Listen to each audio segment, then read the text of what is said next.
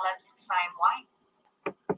Yes, because, like you pointed out, some of the things that we've observed, we collectively observed in the underground-based off-world are truly, truly horrific. Humans of all ages held in captivity, and having things done to them, and not just humans being experimented or brutally treated, but other beings too. They're slaves or whatever.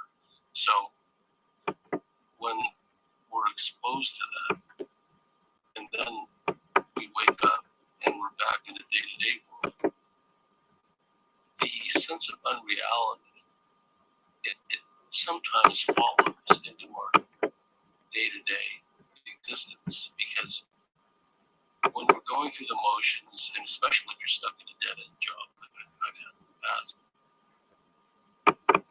you begin to question like the meaning of it all. You know what I mean? It's like, I'm here on this dead-end job, just barely getting by, and yet they're using me for all these things, and nobody can understand or relate or even believe what I'm going through. It adds to the sense of unreality, and I don't mean this in an elitist sense. I think other my lives can relate, but after a while, and it's not a constant feeling, but at times it creeps in.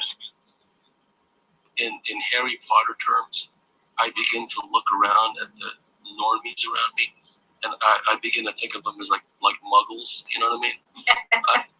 Where it's like, they're in their humdrum day-to-day existence, talking about the same boring, mindless things, and especially nowadays with all of the tyranny that's coming down all across the board. The muggles are really starting. Yes, yeah. They're really starting to get up on my nerves. You know what I mean? So in the past, it was only occasionally come back from just a series of at times pretty brutal experiences in a MyLab in an ET sense, and then you're stuck in a day-to-day world. You got to listen to people's gibberish. But now, when we know how high, we always knew how high the stakes were, Carol. But now, when we're having these they live moments, like every 11 a.m. here, it's a they live moment, because the same Luciferian hybrid sewer scum are coming on TV, lying through their teeth, just in so many words, telling everyone to commit suicide, right? And then also, all the scolding, all the berating, all the lambasting, telling the public over and over again how to keep screwing things up and making things worse, which necessitates more restrictions, and how they twist the meaning of the word freedom around. Oh, if 5 adults have been stabinated, then you have the freedom to go outside, as long as you've all been double stabinated, right? So they're playing all these word games, and then the muggles all around are just nodding their heads dumbly and just going along with it, and it really instills the sense that these muggles they're a domesticated, dumbed down, going along with, dare I say, retarded kind of version of humanity. They're just incapable of independent thought. And then when you look at really what people like you and I have gone through, and then you contrast it with them, it's like, you know what? We might as well be. We're not in a different world, unfortunately. We're in the still same world. But as far as mentality and everything else, we might as well be in another dimension. So I think that now, especially with everything that's going on, I much rather be talking about, even experiencing some of the stuff that you and I talk about, than have to be around the muggles. You know what I mean? I'd rather be out there, fighting the most evil you can imagine, and just being around these muggles. Well, unfortunately, my restaurant is around the corner from the state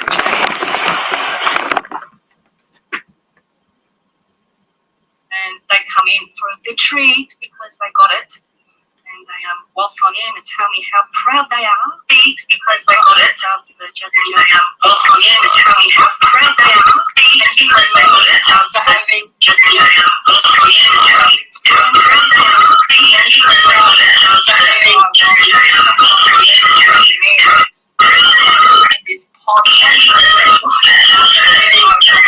everything now. That they got a small have something for free. Just get out of my shop. I just don't have any tolerance of them anymore. Do they give them a voucher or something, or like that? Do they give them a voucher or something? No voucher, nothing. No. These are the people that think people on TV are like lords. Yeah. So you have to watch mine because of all this. Because I'm just around the corner, you Yeah. just come and buy, a little snack here and something for a treat for a job well done. And I'm like, no, I can't even speak to them. I get so angry. But now it's just like, but I see a little shed of light.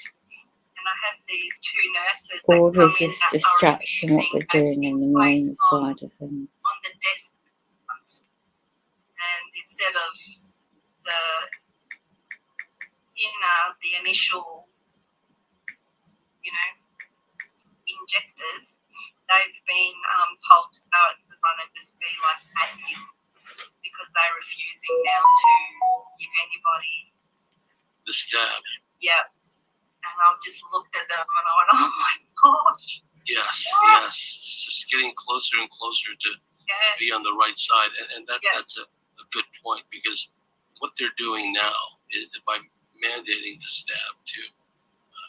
I don't hear about doctors getting, having it mandated for some reason. They're considered part of the priesthood or something, but certainly the nurses, the paramedics, the ambulance drivers, etc., and those people have seen and heard and read so much, right? Now,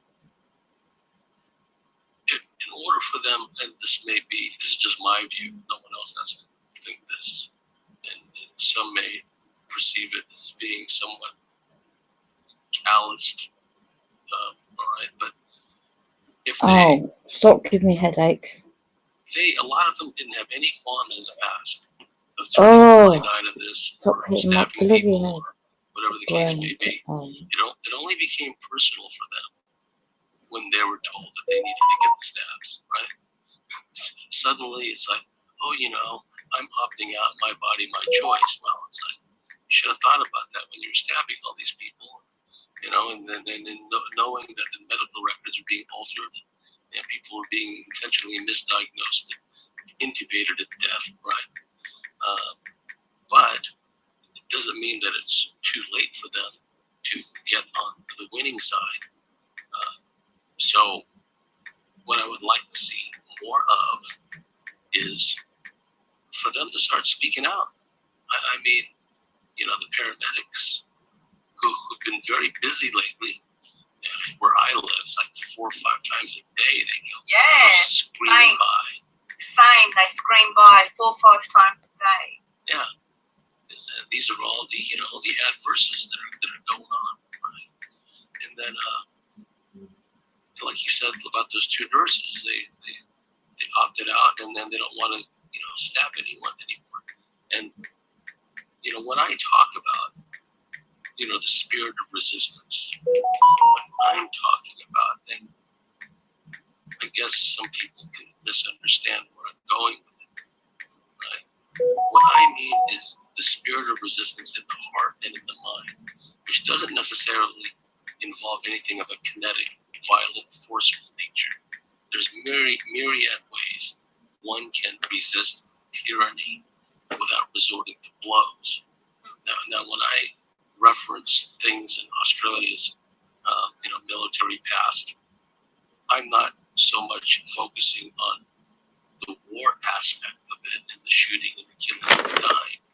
I'm talking about the grim determination.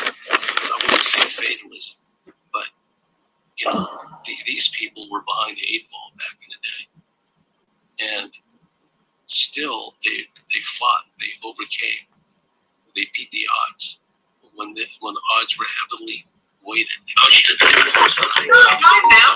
talk about that, I'm talking about the spirit. I'm talking about the heart and the mentality of in any way, shape, and form, short of outright violence on a surface level, right? And so, people, like there's a classic book, I've referenced it before in my commentaries called Resistance to Tyranny, and it was written by Professor M.R.D. Foote, who was the official historian for British Special Operations Executive in World War II, the subversive guerrilla warfare, the resistance organization that the British set up.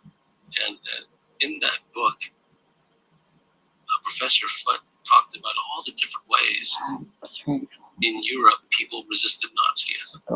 And it was as simple as he cited one example where after the Americans and the Allies moved into Paris, they went to one of the main train stations in Paris, and the guy who ran the train station had a big chalkboard on one of the platforms, and on the chalkboard it listed all the different rail lines that were out of commission, due to air raids or whatever the case may be, or sabotage, whatever the case may be. And next to each rail line, there was an estimate of how many days and weeks it would take to repair that line. And so when the Americans show up, they go, "Oh wow, it looks like the rail network here is really screwed up. How long will it take to fix all this?" And the guy tells them, "Well, we have this sign up just for the Germans. We can fix this in just a matter of days or a little sooner, right?" See, that's what I mean by resistance. It doesn't have to mean, and especially here in Australia, where they've been disarmed. Radiant my There's a bloody bright, false flag. Poor guys still riding away in isolation. So they've disarmed the entire population. What's people going to rise up here with cricket bats, National Rugby League footballs? Fight with your words, Fight James. with your words. There's this other ways, and it's out of the bag now, and I'm hoping, and it's constantly giving me a bloody good way to end this temperatures. first segment. I'm hoping there's something to this trucker Absolute rebellion that we're hearing about, and from some of the videotapes that I've messing about my sound watched and computers, I listened can't to, get this loud. these guys sounded like they were really sincere, they were really pissed off. And if there's one demographic of people that can restore the honor of Australia, restore the manhood of Australia, right? It's these truckers. These guys, yeah. Yeah. Not just the truckers, but yeah. Well, you mentioned the bikers are getting into Yeah, it the too. bikers have agreed to it too. I have a couple of them have come in, and yeah, they're all for it. Yeah. Well, So I'm Stop not suggesting bloody it's going microwaving me for to one be the thing. ultimate game changer, but what it's going to do, and we talked about this before we started recording, is the hopeless muggles, they don't even factor into it anymore, right? Like I said, even the teachers, they want to get rid of them now, so they don't need them anymore. But the people that are on the fence, and what I mean by the people on the fence, the ones who know things are screwed up, particularly those who've lost their businesses, lost their livelihoods, have had one or more of loved ones go down from the staff. Those people are all worse off. So now, when the truckers do this, and when the bikers do this, and all these other people join in, it's like, they're going to get off the fence. One way or the other, they're going to test their support for what's going on. And by shutting down the system the way they're doing, it's going to cause a cascading effect, because all these corrupt, followers of the system, they need to eat too. They need fuel too, right? It's gonna impact them.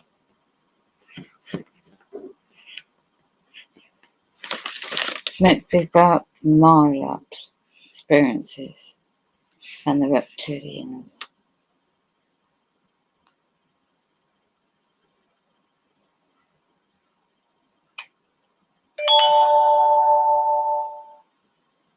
Shape-shifting demonic demons.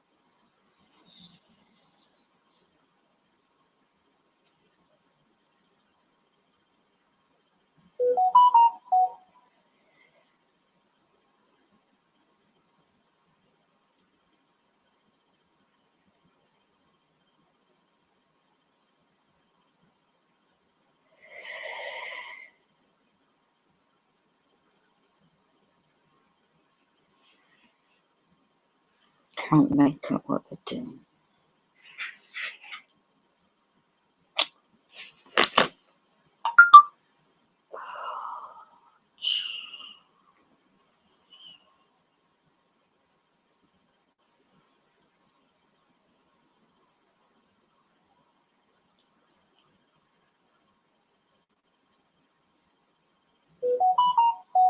Oh, come on.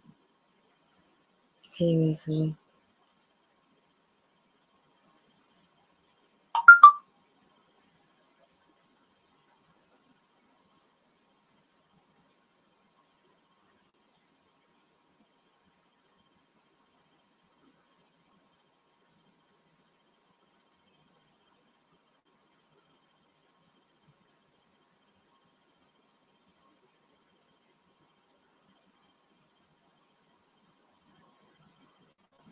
Everything I've got you hack into my bloody brain. So, stop hacking everything. Nasty demons.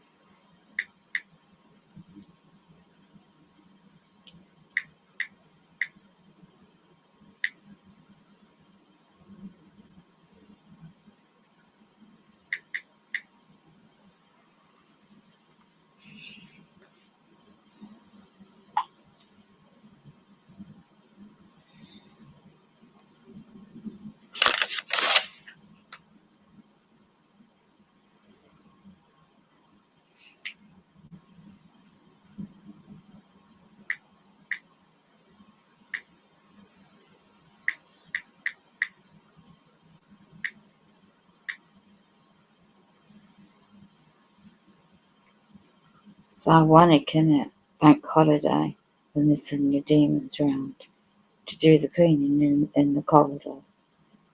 And then they see the demons, shape-shifting Freemasons. Yeah. Oh yeah. They see the back door. And the lock that's been taken out, the electrics. Absolutely deliberate. Then you don't ever get a bin collection on a bank holiday. But they're so turned up.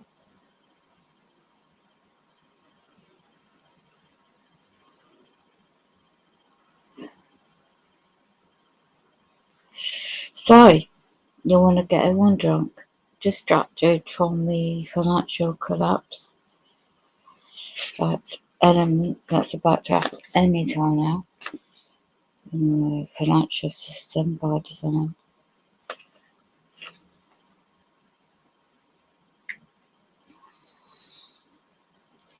And this reptilian shape-shifting subject is real. Got more evidence of this, and this website is just a very good resource. Because what the military will not tell you is the advancement in technology. Ow! Stop giving me headaches. And the time travel. The technology through the walls. They're beaming me the frequencies right now because they don't want me to talk. Well, F you. I do what I effing want.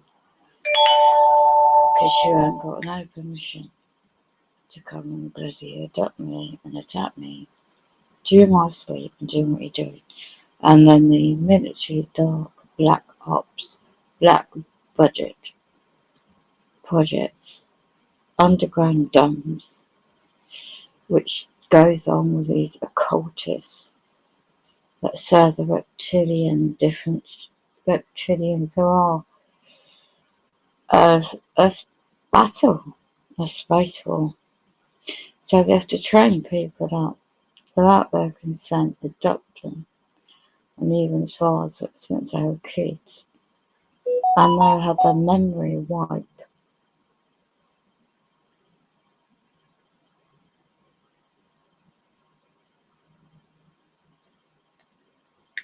I ain't going to say certain things of other subjects I know about right now. I'll say that another time on a different platform. So, my brother knew about all this years ago when he put me into the program, nominated me. It's a coincidence, isn't it, when things started happening?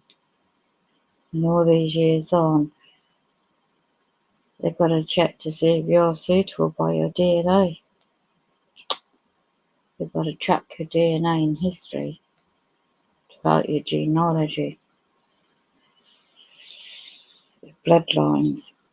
That's how they do it.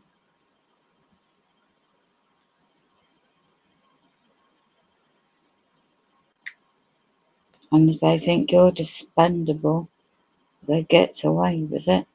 And then the physical existence, they use all the gun stalking and targeting on top, you see,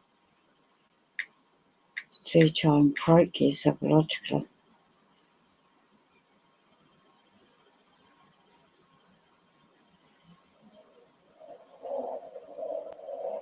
So it really doesn't matter what device you have because your computers and phones are absolute, you don't need them because the advancement they have in technology is just like in a sci-fi movie.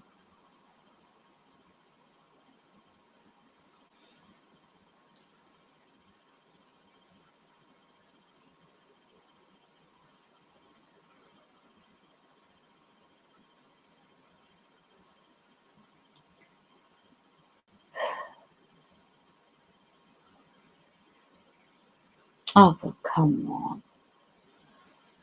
Ridiculous, right?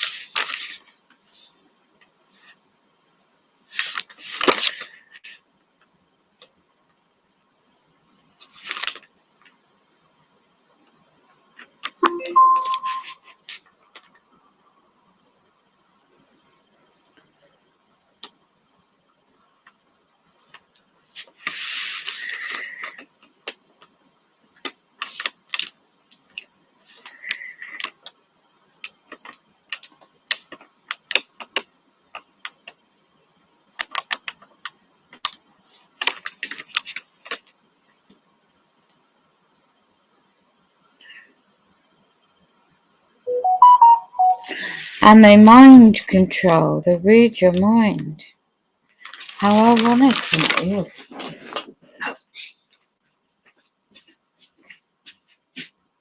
Oh,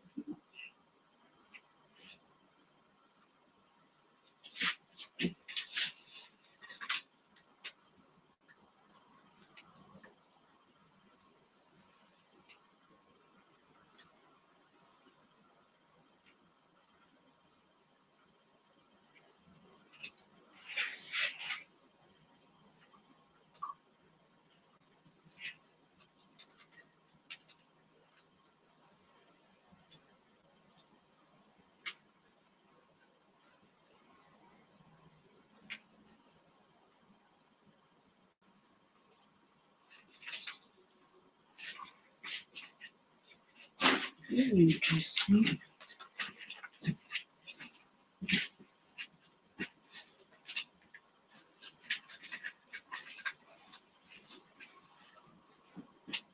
Mind reading technology.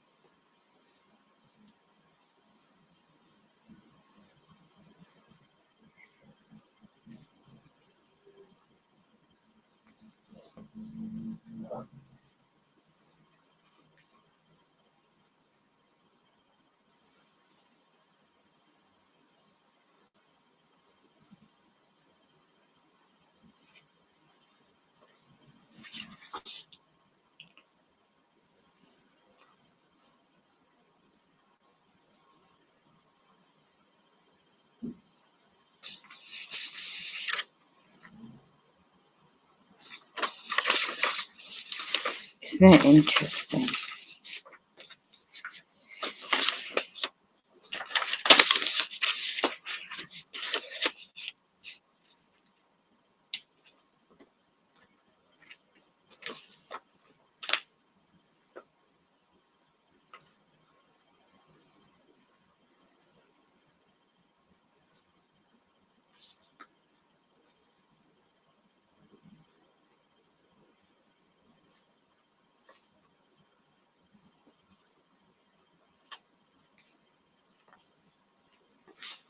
This is what they do, right? You see, with the reptilian shape-shifting demons that work in also various companies, public or private limited companies, right? And they, in that video, the mailbs, I'll show the website again in a minute when I can be bothered. And 5 months delay, right? All this servicing of my equipment, and they're physical. You see, what happens with the mind control in my labs is military black ops. So you have the reptilian shape shifting, coming the portals into your dwelling, attack you physically. You just wake up really sore, and especially females. And they do it to males, but mainly females. And in a demonic way, really demonically. And I have the audios, evidence recordings of being physically assaulted without consent. And then afterwards, apparently by this experience and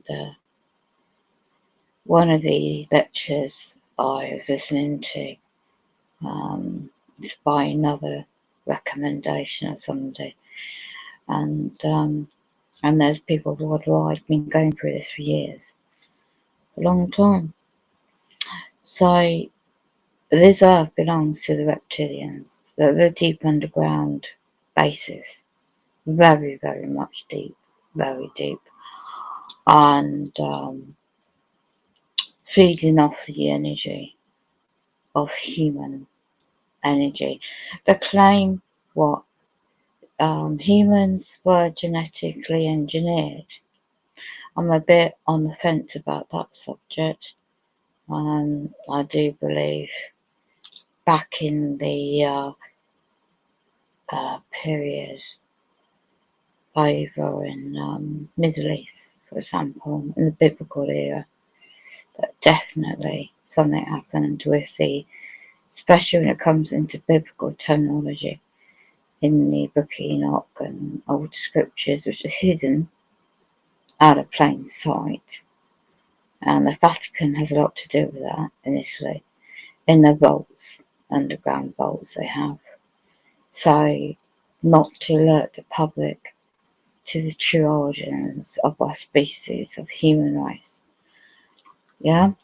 So, the cloaking technology in the weather cams are manipulating the weather for years. And you have the technology of CERN manipulating time and space and physics. I'm not expert in that subject. But I was watching, everything's always seems to me in plain sight. So it's films, movies, whatever. And one I'm watching at the moment is the time continuum, space, time really. And then somebody else does a really good stream about weather manipulation on the comets, the Nibiru, the asteroids are due to hit this earth. And I hope it happens, not to hurt humanity, decent human flesh and blood, but like in Noah's times, Jesus Christ, Lord Creator, had to do something to wipe this earth off this. What was going on then happened apparently twice. It's due to happen again. So, of course, with the economic climate crash and the demonic advancement technology is not done by just the ordinary human hand in the good technology and education of humanity. It's reptilian, it's shape shifting. It's these different, it's not aliens, it's different foreign demonic entities given the technology to mankind in certain bloodline families, and they've been educated into it to develop it. Okay. So why would they create radiation, 5G, 6G, frequencies, especially with the frequencies, to harm the human body? So when ordinary people research the technology behind advancement in technology, free energy has been deliberately been hidden off the place of the earth, and they only now talk about climate change. Well, couldn't they have done something years ago? They knew there's free energy and clean energy for use for human life on this earth. It's always been around, but these greedy, demonic, reptilian, shape-shifting demons have been out there for profit for centuries, years, and suffering of beautiful, innocent human souls and their innocent offsprings on this earth right now still. Doesn't need to happen. And you talk about bloody England, bloody royalty. The public paying billions for all this, and how much else for every time the city having events on for a period of, I think this is 4 days. And you think the military defence limited company. Wow, you find that out. And then you got the police, right? They're all set up as corporations, but hiving. You see, when you look into the Scottish Rite, the 13 bloodline families in history, and infiltration into the occults, dark occults, and they believe the occult, their life of worth, their worshipping, their sacrificing of innocent things, or quote specifics, is their natural way of life. But yet, those of a certain bloodline, it's a bit like these TV shows you hear about called Hunger Games. So the rituals is just like those, oh, I'm a certain class. It's like what my mate was watching online earlier was the royalty procession up St Paul's, lovely cathedral in London, the architecture. But the pompousness of these public servants think they're mixing with royalty, think a title, think your wealth and assets is going to get you some on the physical plane. No, it's all for show. And you're looking down at the peasants, the ordinary public are decent souls within them.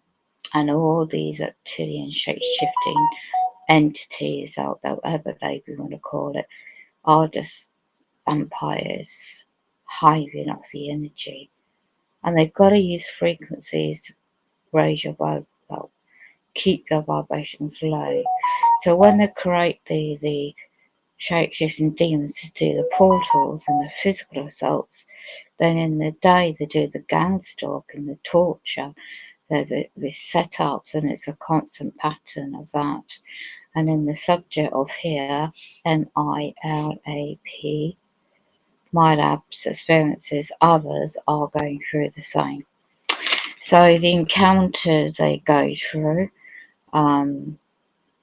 this is where they've been doing the white vans, the white cars, because there's another blog I found of another individual. She had the same thing going on. There's quite a few people do. Anyway.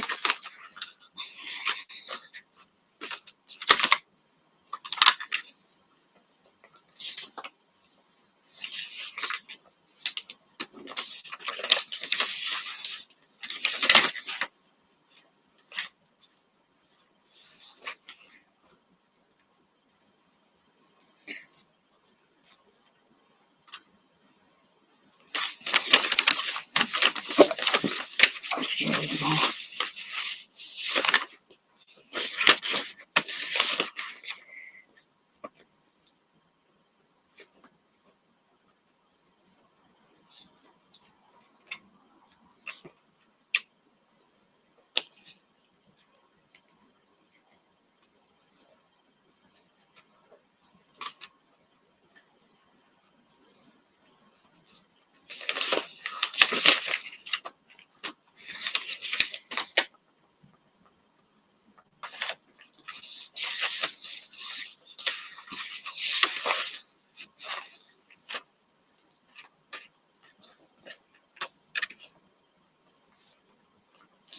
And these demons, right? Example.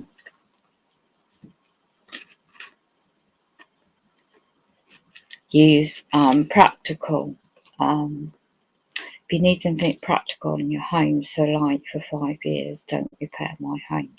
Messed me about for years. It's like constant psychological tactics within this practical physical existence as well.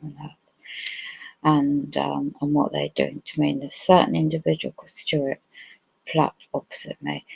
He is behind getting these that are possessed. These physical bodies of these perpetrators are possessed demonically, and they're told to do damage, really take out a lot.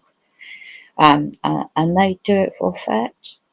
And when they block my disabled way, they do it to get psychological reaction and monitor the brain reflexes.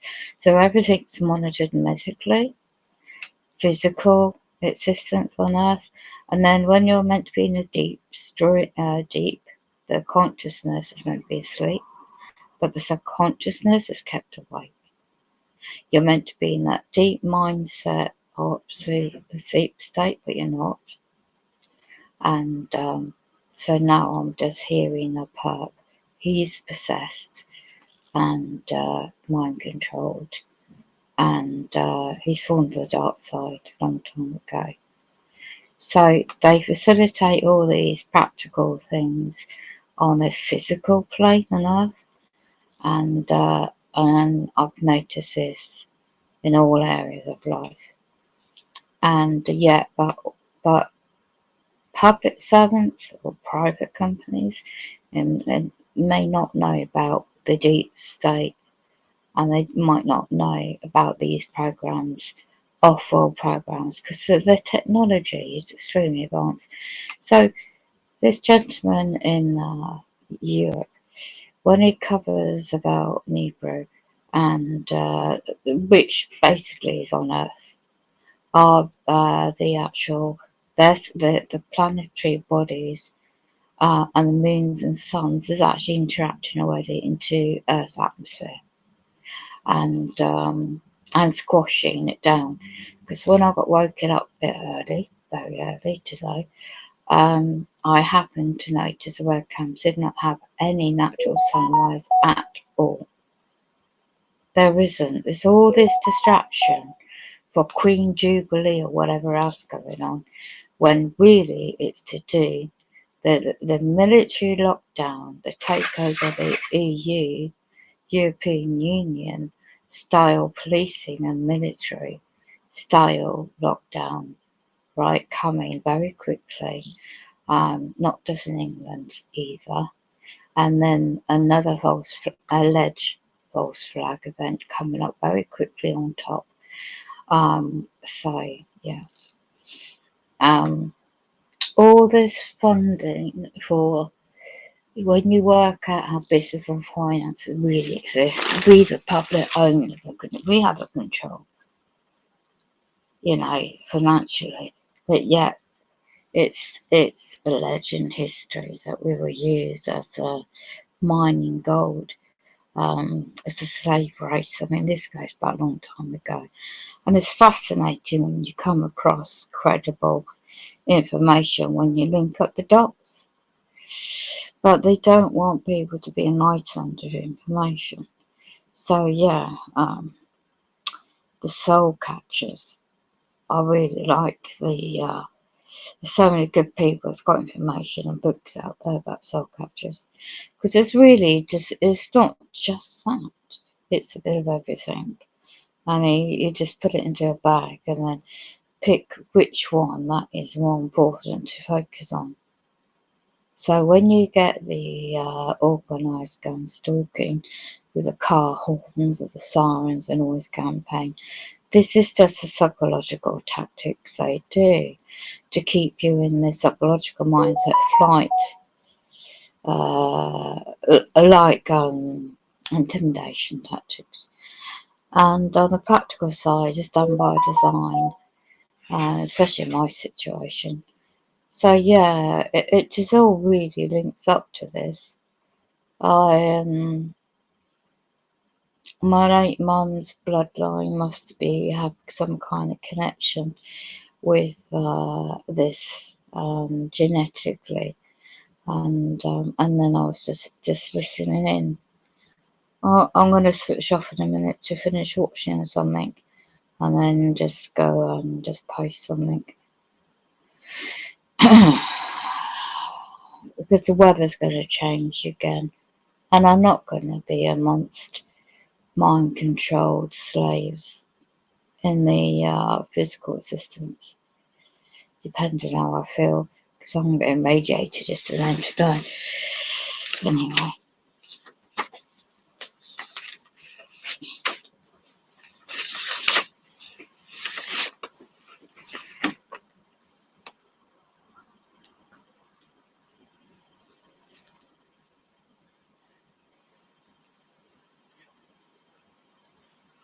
And you look at how the dates in England works out today for bank holiday periods. It's just ironic.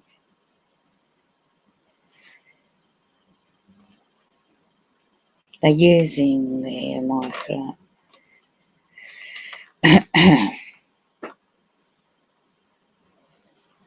just by demonic entities out there. So when you wake up, you feel like the whole body doesn't work. Absolutely. You feel like you're being through like a marathon run, but this audio really describes it well.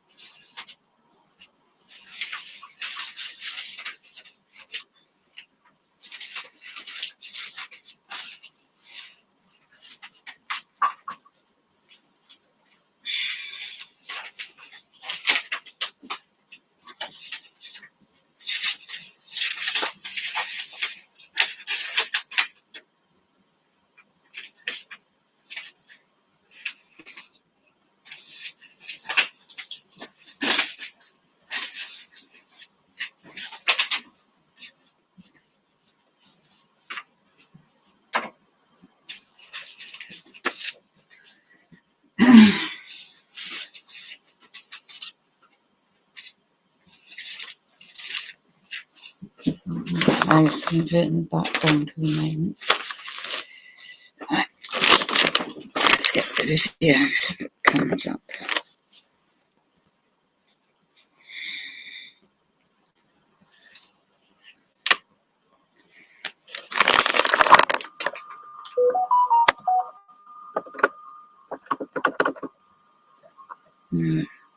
Yeah. So you got the channel. So go to the top and show the channel name. And I would suggest go and search soul hacking 2 years ago in this channel. But this is the one, the minor nubs, the trauma.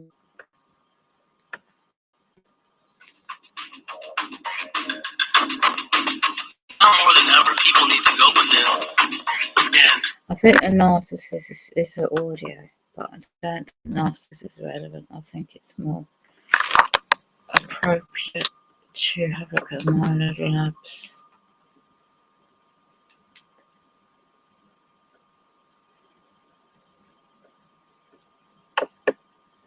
So much distraction today is unbelievable.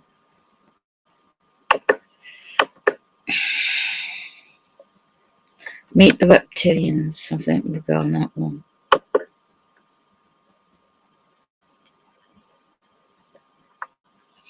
highly emotional, to be sure.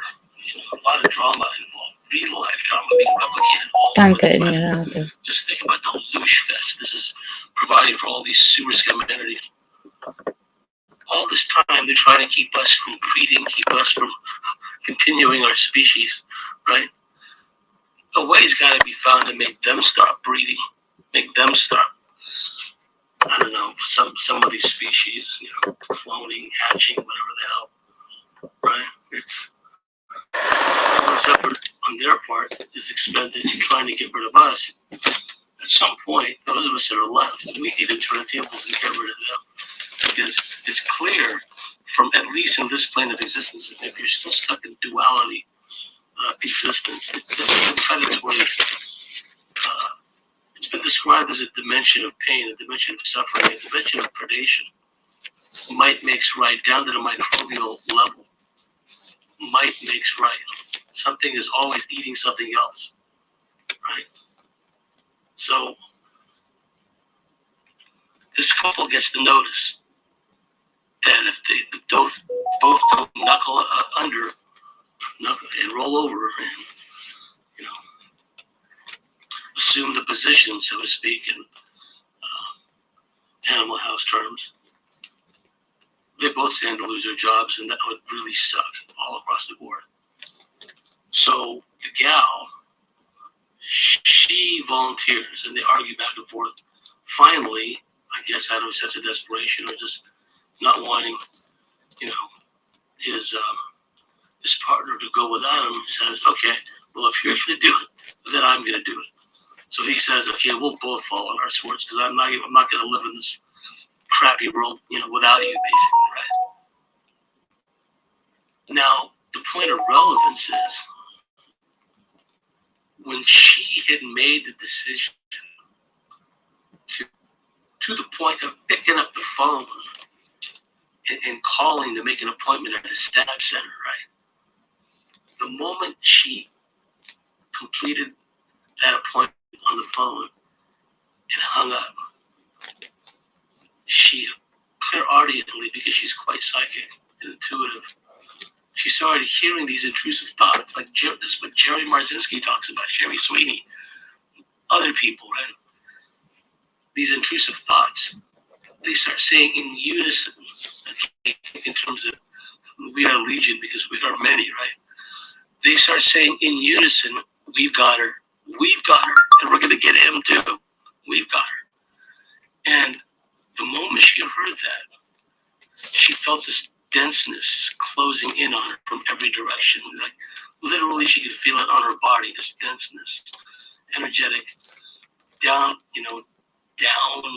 funnel shift into like a lower, denser space. just close in on her, right? And she heard those voices saying that. And then later on, she was going back and forth with her partner, and then the partner said, okay, I'm going to follow my sword too, right? And then, what did she say? I think she also said at that point, it was like, okay, in unison again, that chorus of voices was saying, we've got him too. We've got both of them. So the intrusive thoughts coming from these interdimensional beings, these archontic parasites, right? Very stripes. They are intimately connected, indeed have an emotional, one would argue, existence-based investment,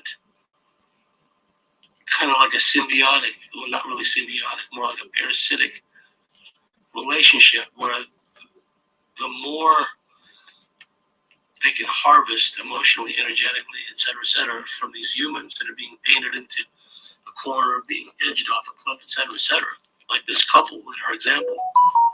And there's no telling how many other people are going through the same thing right now. Because they both waver under the stress of the moment. Because they both thought of both of them losing their jobs and then becoming homeless and all that stuff, right? The gal decides to fall on her sword. I'll do it. I'll take one for the team. He goes, you going without me. I'm taking it too. We're both going down together. And then when they make that decision, the two of them, she starts hearing in her head, we got them both, in unison. So, pull it down. It's all tied in. And then you see the things too, effects it has. my intuitive friend was It'll telling me change a whole lot of things. DNA molecule code And you might think you're nice, you're not going to be very nice. into the Your brains world comes tumbling down around them people in general. because they weren't ready for this. Aliens and some Yeah. of these. And they're going to be wanting to do anything, and they're going to be mad at anybody that's not going with the Organic, flow. if you will, no matter what dimension it may come from, and whatever dimension it originates from, there's a level of density Yeah. it has, right? So It's going to be all kinds of things. some of guys. the the entities and things species that people are out put in there themselves, let them are not put in. entirely, Guys, remember, this is spiritual. lack of a better term, Most of these people organic have no or idea spiritual what they're in really doing. nature. There are some, They put their probably faith and trust many in the beast. species that have, Yeah. they would be like cyborgs in the science fiction sense. They would be It's like when Jesus was talking about his body, AI, and a cyborg. raising his body, and he goes, destroy this temple. Some of those Talking about his body, ETs okay? going And around. people, they thought he was talking about the building. Just like when Jesus said, the gates of hell will not prevail. A lot of people think swinging gates.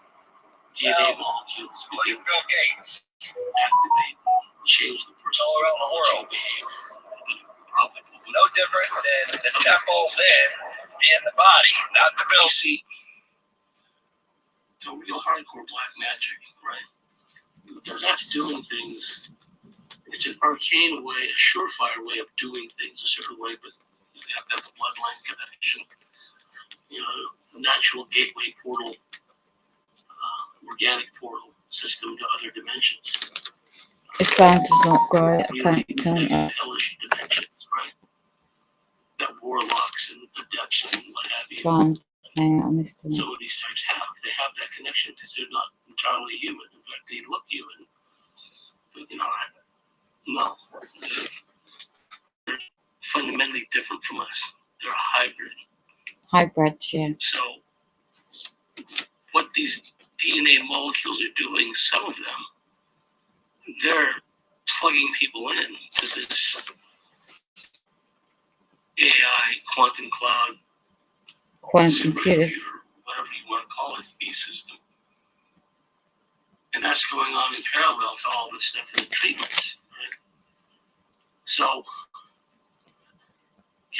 thus far I've talked about what my colleague shared with me about, the people that she's talked know about that have been double stabbed. Oh, stop giving me headaches. You just now Bloody a hell. story about this couple, and I know Just this because could I'm be a true covering the story. subject. Well, oh yeah, I didn't get How? the good news part of it. That they decided they came to their senses. This couple, you're probably wondering. Okay, tell the rest of the story. Well, this couple came to their senses and they said, "Oh no, we can't do this. Because, you know, either we both die, or even worse, one of us dies, and then the other just left to suffer, and maybe in a debilitated state, etc., etc." Clock ticking on them. So they decided not to go ahead with it. Good for them. But the learning lesson part of it is when this gal says, "Okay, I'll do it. I'll follow my sword," even makes the appointment with the stab center, right?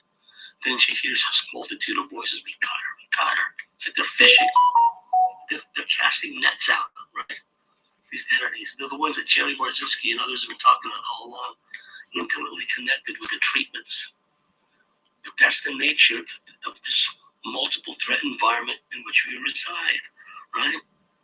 It's multiple. It's not just this dimension. It's not just what the reductionist, the scientific reductionist would have us believe that only things you can touch and smell and taste and what have you are any threat to you, right? No, you're hacking me. No, it's not the case at all. Come on. It's a zoo out there, right? So we've talked about the frequency aspect of it. Okay, now what we may see, and I think it's already underway. I think the way this whole thing was kickstarted in places like Iran and like New York State, New York City, other places where the first responders were talking about, oh, these people were coming with serious respiratory issues, and then the protocols get good and they finish them off. Desperately hacking. They were doing this to hordes of people in New York City alone. I mean, imagine just the carnage that was going on there. But that's how they kickstarted it.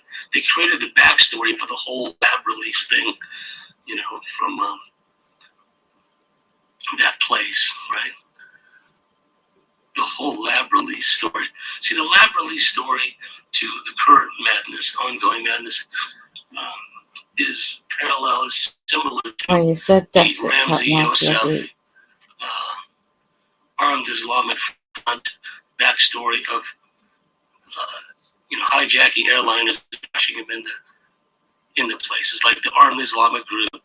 They wanted to hijack a plane, crash it in Eiffel Tower. Yeah, maybe not. Armed Islamic group, in all likelihood, was probably a controlled asset anyway, right? Then you have Ramsey Yosef, the so-called 20th hijacker, long time British intelligence, CIA asset, right? This guy, and he supposedly, or whoever his handler is, comes up with the Bojinka operation, hijacking multiple airliners and then crashing them all over the place. Okay, that was the backstory months and years before September 11th, 2001, right? All this chatter in the background about all that going on, and suddenly, oh, it happens, right? Well, we've known about this. Why didn't they do anything about it? Blowback, all this other crap ensues, this talking head nonsense, right? Well, it's a similar thing with the lab release and the gain of function research and North Carolina being involved, yada yada yada, right? And then you throw in, oh yeah, of course, it was kind of like the main pharmaceutical humanitarian culprits, let's say, right? You throw their names into the mix. Oh, there you go, backstory, right? But again, just as a 9/11, where you've heard me talk about this too. I don't ascribe to the hijacked planes theory, which I think is utter nonsense. Why would you, even with so-called global hawk remote piloting capability, why would you make the operational scenario so much more difficult than you need to, when you can just endlessly lie over and over and over again on the media, right? So this whole thing about the hijacked airliners, that's a non-starter. It's a complete non-starter for me. But kickstart the whole thing, they use frequencies. Absolutely, they did. It's a frequency war. Yeah. And what happens? All these people are getting beamed. Shortness of breath. Why? Oxygen, like depletion, of course. A lot of the other symptoms they described, par for the course. And what they were saying was symptoms of this so-called dreaded, like, black plague thing supposedly going on, right? No, they were just getting Don't beamed. spelt it. The beating can induce different physiological reactions, sensations, etc., etc. Especially from my lab perspective, someone getting beamed, a certain part of the brain induces sleep, a certain part of the brain induces aggression, etc., etc., etc. And then you have the theater of the mind, the remotely induced virtual environment, astral dreamscape, training scenarios, right? Where you're literally in a virtual reality world. A lot of the training that goes on, and some of it is even astral. It's not just your consciousness has been hijacked, right? So the point of relevance is the frequency manipulation and frequency modulation is quite sophisticated. So if you want to blanket an area, and the Spanish researchers, I forget their name, but they have that great channel and did all the initial breaking news about the graphene. Was that Spanish team, right? And this is on YouTube I already. think one of them was talking about how it was just beaming. It was just 5 Golf, right? 5G. Just blank. They even had maps showing where all these transmitters were, right? And where these clusters and outbreaks occurred thereafter, right? So if they want to play that card again, the frequency modulation card, right? The beaming card, to create another wave, right? Marburg, whatever the hell they're going to call it this time. The zombie, infection. They just simply cranked up the transmitters. But the thing about it this time is there'll be so many people that have all literally been hardwired for these treatments. And on top of that, there's going to be people in society who already have the DNA molecules in their brain, et cetera, right? Extrapolating, that could be hundreds and maybe thousands of people or more that have undergone these DNA procedures by one or more types of ET or ET cyborg races, right? People ain't seen the half of it yet. Getting back to that multitude of voices, when I heard that story about, the gal deciding, well, I'm going to fall on my sword and take one for the team, so at least we have, one income stream, right? And then this chorus of voices, we got. When I heard that story, it reminded me, and I'm trying to do research. I used to know this stuff off the top of my head, but it was the kid who, along with his best friend, dabbled in Satanism, and basically he got possessed by a really malevolent entity or entities. Long story short, got a hold of, I think it was a 44 Magnum, shot his father and shot his stepmother, both in the head, as they lay sleeping. And then he stole their car, drove down to the nearest service station, got out and shot the attendant dead. Anyway, long story short, he gets arrested. When they brought him in to his arraignment, and they had him in the prison jumpsuit and stuff, they had the CCTV cameras on him, and his eyes were all glazed over. He had this maniacal grin in his face. He was just laughing. He's all alone, but the cameras are on him, and he's just laughing maniacally because his entity infested him, right? Because he was, getting into all that. Right now it's police campaign, helicopter campaign, Anyway, noise campaign. Above my head. he became a born again Christian History in prison They're not the eventually, truth, do you? he, Straight shifting you know, demons. after he started proselytizing, he was preaching and trying to mentor others in prison and on death row. This is Texas where he did this, so that, you know, I don't know about now, but back then, not too long ago, last 20 years or so, it was death by lethal injection. And so he became a born-again Christian in prison, and then eventually his appeals ran out, and they executed him by lethal injection. Now, before he died, and after he became a born-again Christian, he started giving interviews, right? And in one of the interviews, remember a moment ago I said that they had CCTV cameras on him. He had like a yellow jumpsuit. They had him in a small room, and you know, they just arrested him, brought him in, and he was just like laughing maniacally to himself. There was no one else in the small room with him. They just had a camera on him. Totally entity infested. That's why he shot his mother and stepmother as they lay sleeping, you know, about 10 p.m. at night. And that wasn't enough for him. He drives down in their car, you know, they're dead by now. In their car, drives down to the nearest service station, guns down the poor guy that happens to be doing the night shift, right? Death penalty, lethal injection. He said when they brought him in the jail, and it must have been after he was videotaped with the CCTV, like laughing maniacally. It must have been after that, because he said as they put him in the jail cell for the night, and he lay down on the bunk just totally disconsolate, absolutely bummed out, starting to come to his senses. He said that he could hear multitudes of voices, right, all laughing at him as they exited his body. He could hear clairaudiently, because they completely taken him over as a host by now, organic portal time.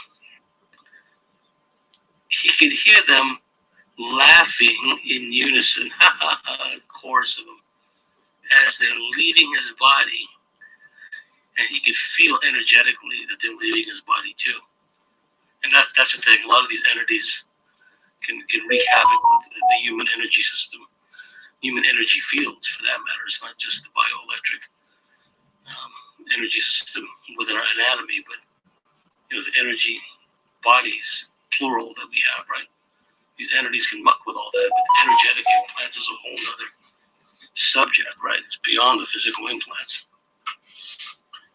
So this guy says, as he's laying in his bunk, cell door closed, the enormity of what he'd done under malign entity influence, because he was dabbling in all kinds of Satan stuff, had really struck home.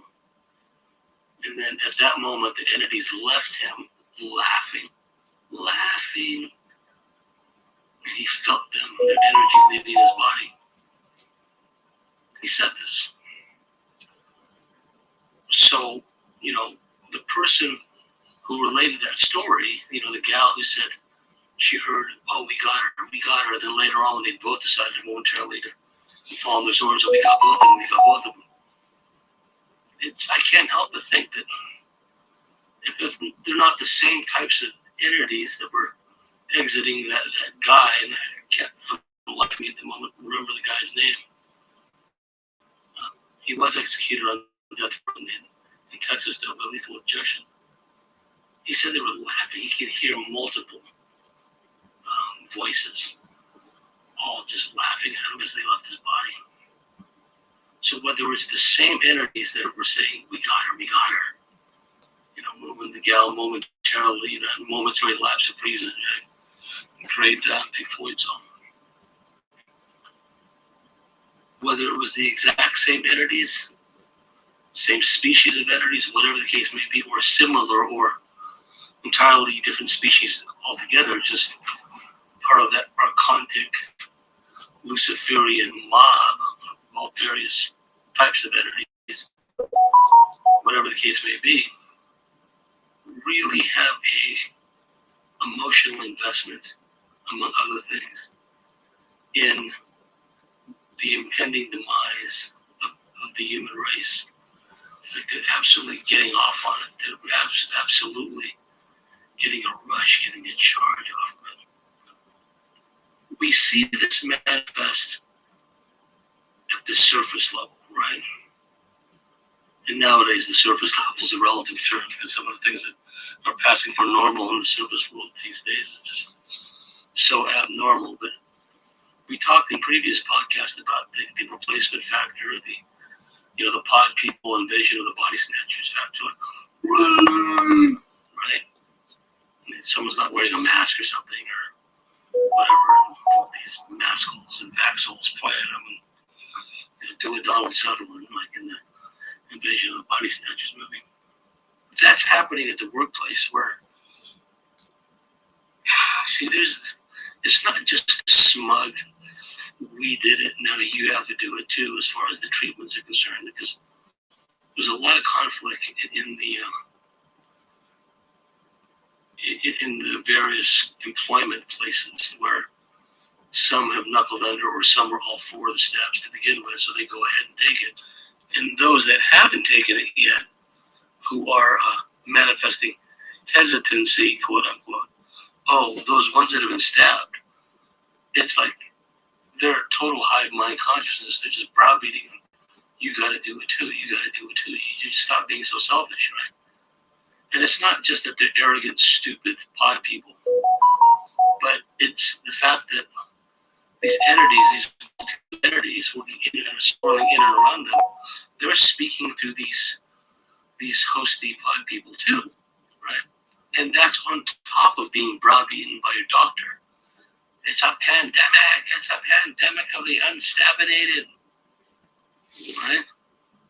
So they're getting browbeaten by their families, browbeaten by their partners, browbeaten by their co-workers, browbeaten by their doctors, voices in their head screaming at them, do what's right, you're gonna lose your job. That's like a full court press, right? That's like all out pre-invasion bombardment, right? And I've known of cases where people were crying as they got the stab because they didn't want it, but they were bullied and pressured and hectored into it. Hectored and badgered, bad English there. So they knuckled under to the stab or stabs, right? And there's a lot of people that regret their decision too, because now they're pushing for the boosters and all that stuff, right? So they already knuckled under for number 1 and 2, and now they're pushing more.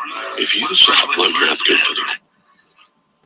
But it's that high consciousness where even at an unseen inner planes ether level, all of these parasitic, supernatural piranha type creatures are just nipping away and biting and snapping at you. Right? If you happen to be clairaudient, you can hear them, right? Now, the stories I've shared today, small sample size to be sure, but I've read other accounts that people have shared. We're in comms with psychics, readers, mediums, medical intuitives, and they're describing a similar thing. Where these people that have gotten the real ones, not the same thing, the real ones, are describing being the sensation of feeling totally cut off, like in an empty void, except, separated from source, separated from God. It's not an empty void though, because there's all these energies there. So it's a feeding frenzy. Think about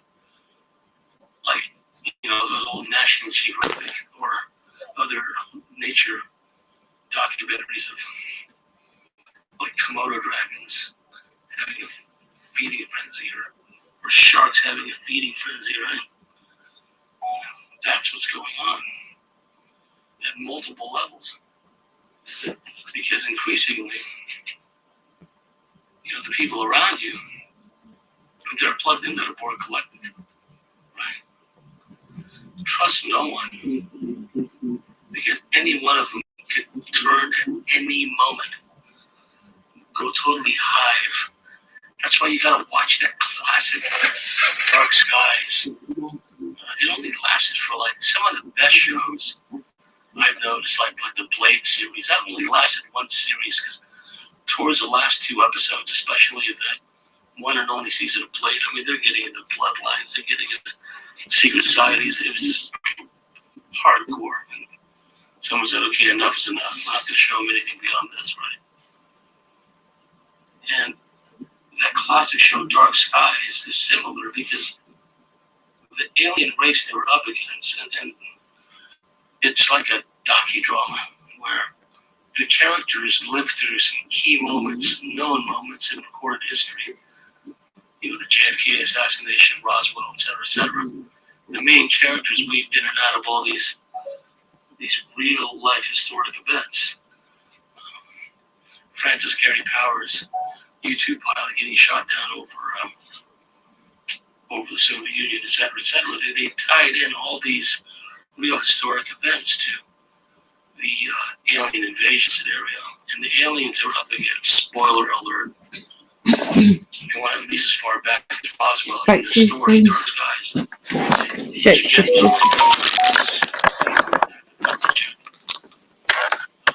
Was that the reason they were called the Hive is because they took people up as hosts, took over the minds, took over the bodies, and one by one, and they took over the key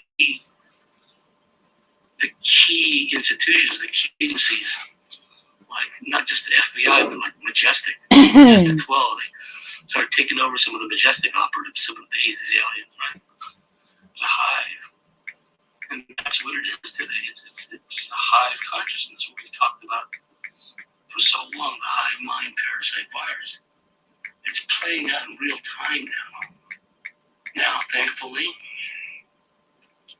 if you go to some of these, health and wellness type sites, they have helpful hints,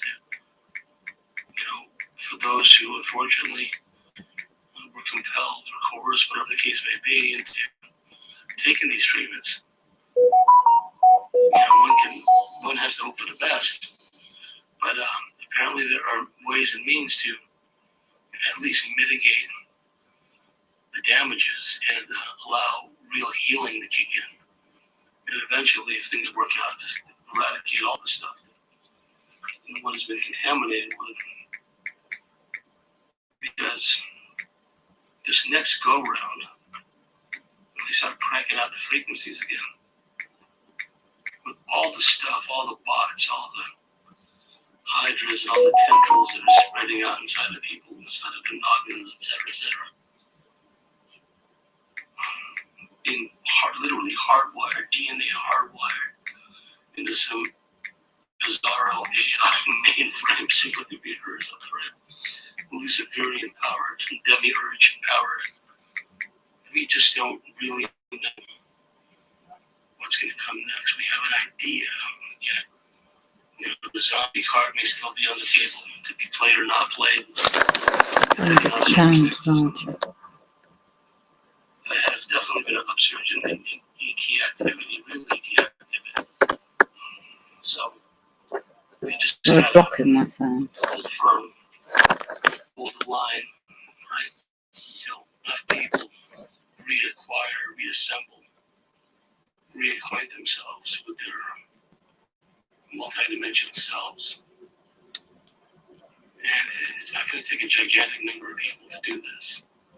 Critical mass will be reached with far fewer people than one might assume to be the case. So, the battle has been joined. Humanity, real humanity, not the Shebanoids, real humanity, not the de-evolved ones. The real humanity that's making the stand now. Yeah, we're making our presence felt. So things are starting to get interesting now. Hang on your hats. There's a lot more to come. Being on this one now. This is going out to a general audience. And the reason I call the commentary So I'm going to put this in Meet the loudspeaker. Reptilians is, well, it's a reptilian for the most part agenda. Keeping in mind there are a lot of other This is Meet the Reptilians is, well, the Draco. A lot of the factions out of the Orion constellation that go back to the Orion Wars millions of years ago. There's still key players in all this. So, again, hang on to your hats. Things are really going to start to get interesting in the next couple of years. By the time 2025 rolls around, which is a scant 3 years before too long, there's no telling the kind of changes we'll be seeing. Okay, so for our listeners here on the Cosmic Switchboard, if you like what we do, if you believe in what we do, please go to thecosmicswitchboard.com, sign up and become a member. And also for our members, stay tuned in, and we'll see you on the flip side for our members. There you go.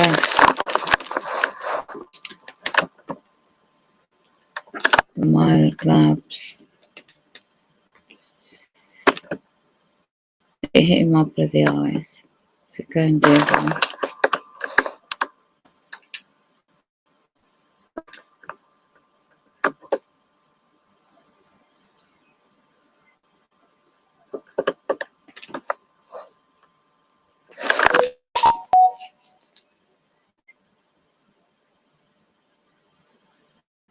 Run down to being trafficked. Here's the 2-minute story of how I built a 10 million successes can help you build your business too. Ready? So In 2006, I started a mobile bartending service in Orange County, California. It was lots of fun.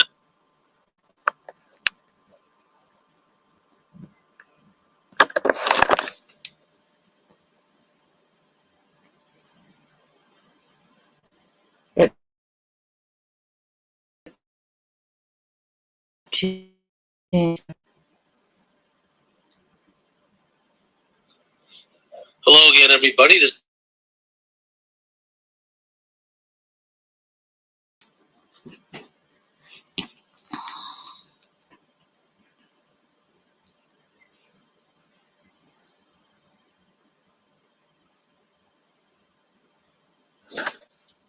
Desperate to hat me, aren't you? Wow. Silly devils.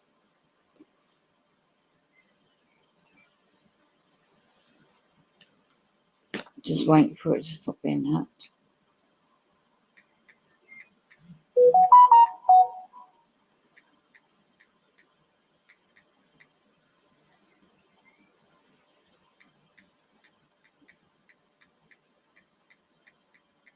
James Bartley, and you're watching and listening to the Cosmic Switchboard Show. Today I have an old friend, Evie Lorgan, and if everything works out, we'll have David Eckhart join us in a little bit. This will be a continuing series, a semi-regular program where we're going to be talking about the reptilian issues, and there's some other researchers and therapists that we'll be having on in the future to talk about reptilians from their standpoint, because the way Evie and I see it, I think I can speak for her in this regard, that this is where rubber meets the road kind of stuff. This is bottom line kind of stuff. So much disinformation, so much misdirection. What we're doing is getting this information out to people pretty much like us. This is not really meant for a general audience, people just mired in the surface level, right? This is information for people that have an understanding that there is a reptilian overlordship, that this has been going on for a long time, and we may not have reached the end game, but maybe the final curtain isn't rising yet, but this is like the act before the final curtain, the final act. So we need to get into the right mindset and recognize what it is that's going on and who our foes are, quite frankly. So without any further ado, Evie Lorgan, welcome back. Well, thank you for having me, James, and we'll just make it an impromptu conversation about what we talked about and how it connects with the reptilians and our understanding of the factors that kind of move into this, in not only what we discovered early on with the alien abduction, MK Ultra, satanic ritual abuse, but how it's playing out psychologically and how it manifests hyperdimensionally and what's going on in the world, and these forces that seem to be the same forces working underneath all the time. But I think there's a lot of misunderstanding as the causes and conditions, and people are not seeing, quote, the forest for the trees, getting caught up in the distractions, which is actually part of the game. So if we can understand this for how it works, maybe we can get out of this with less damage, because there's a lot going on in the world, and you know as well as I do, the things that are going on are just intensifying, you know. Well, we're seeing this massive collective trauma meted out again to the populace. I mean, 9/11 was a scant, 20 years ago now, a little over 20 years, and boy, how much has changed since then. And then this whole COVID business has come up, and the emotional heartstrings and the psychological games they're playing on people. Oh, we're going to ease the restrictions. Oh, we've just had another spike, of course, because they keep giving these bogus tests. We've had another spike, so we're going to have to push back on easing the restrictions, and it's a yo-yo going up and down, up and down. Meanwhile, depression is going on at a great level. Suicides, domestic violence, substance abuse going through the roof. It's a huge loosh fest. And who is this benefiting? And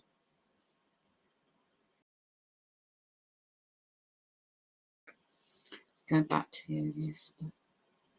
And angel narratives might be what's behind it, but we may not know fully. Well, how did they really corrupt the human race? Or there was like a serpent seed, for example, of the fallen angelics, whose, whether the human or the hybrids born had corrupted genetics such that the real human soul couldn't come through and imbue it with a kind of conscientious-based soul matrix and brain functioning.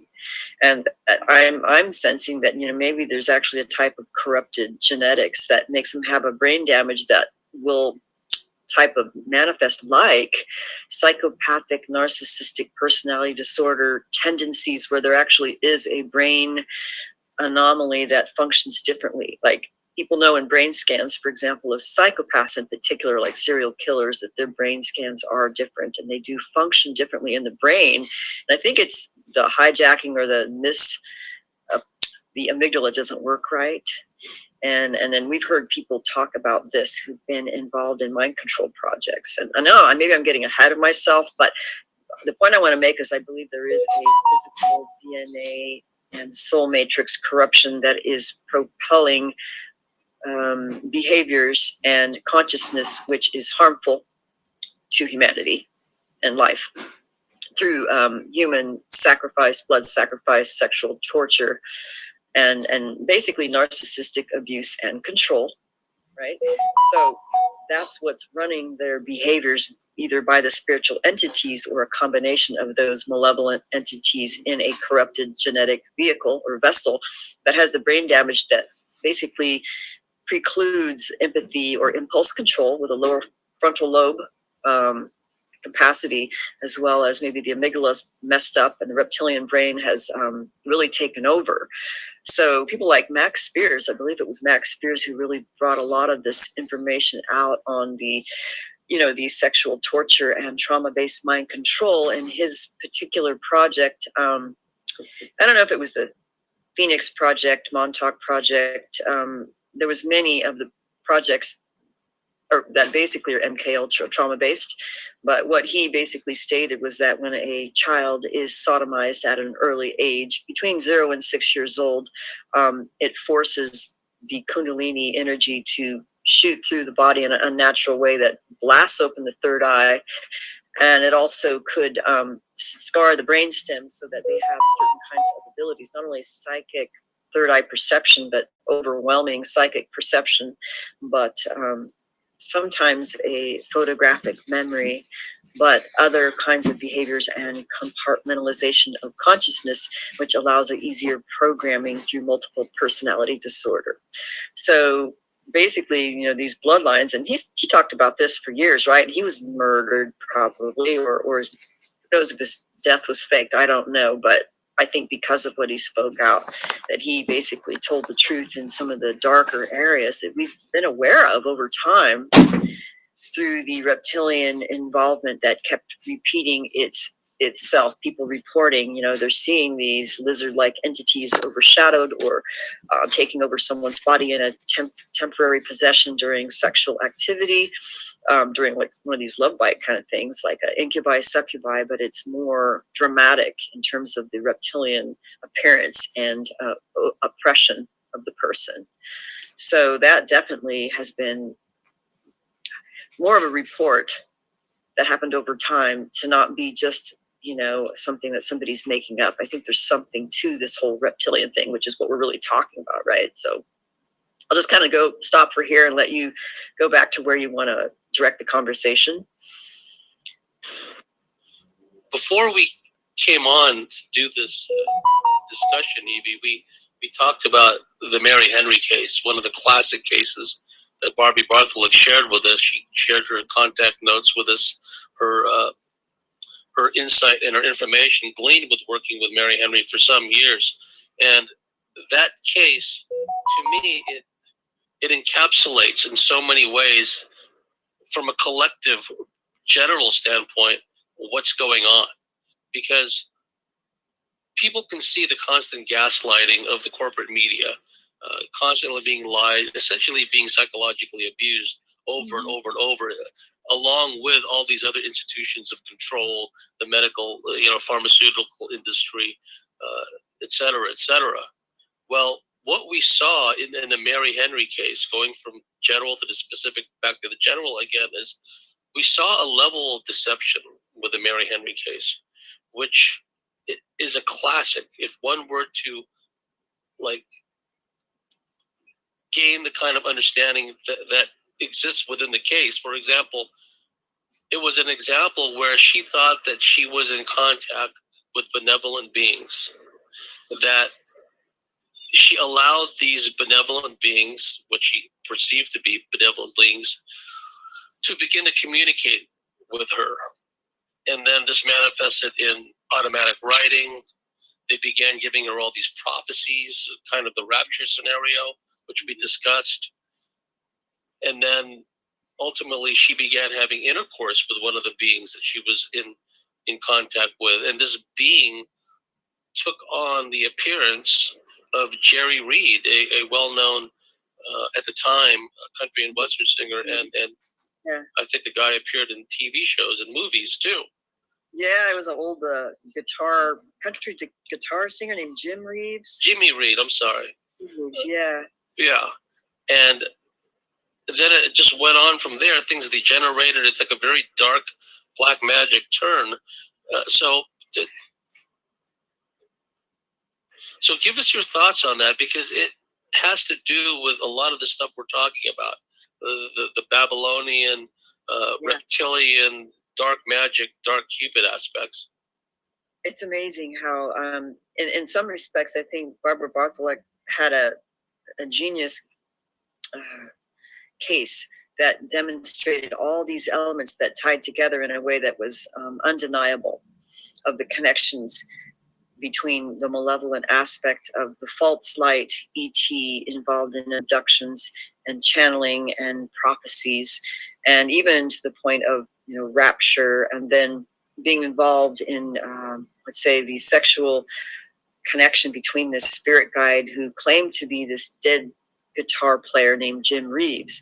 But it started out as ET based writings, automatic writing of, you're being chosen as to be a voice for this ETs and what's going to happen in the future, and you have a very important role. And it's classic ET contactee types of messages.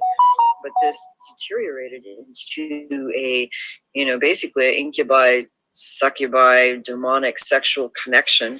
It was probably a reptilian. I think she discovered that the reptilian was masquerading as this, guitar player who was one of her favorites. That I think one of the things about it was that he had a certain love song that was played over and over in her mind and in her memory that triggered her broken heart. And this goes back to how reptilians will go back into the memory of someone to trigger a traumatic memory, to extract loosh or to gain entry into their wounds, which seems to allow them entry.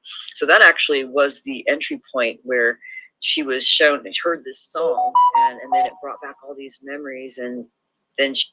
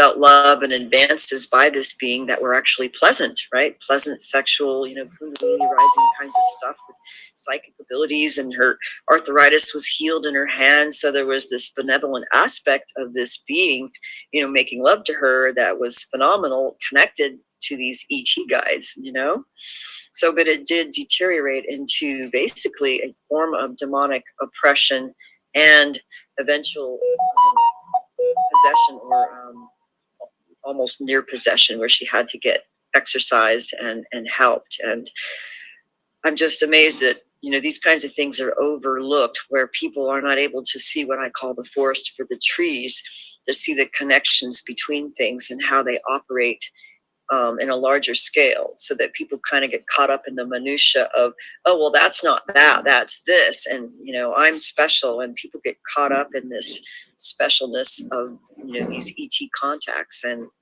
it was just classic deception on multiple levels that I think that was overlooked by most researchers. And, and her vulnerabilities, I think, were chosen in a classic love bite. But in her case, the love bite was with this spirit guide who was really a reptilian, right? But she later actually did have love bites that were set up with real human beings afterwards. So this continued on, actually, even after the case, even I didn't write about.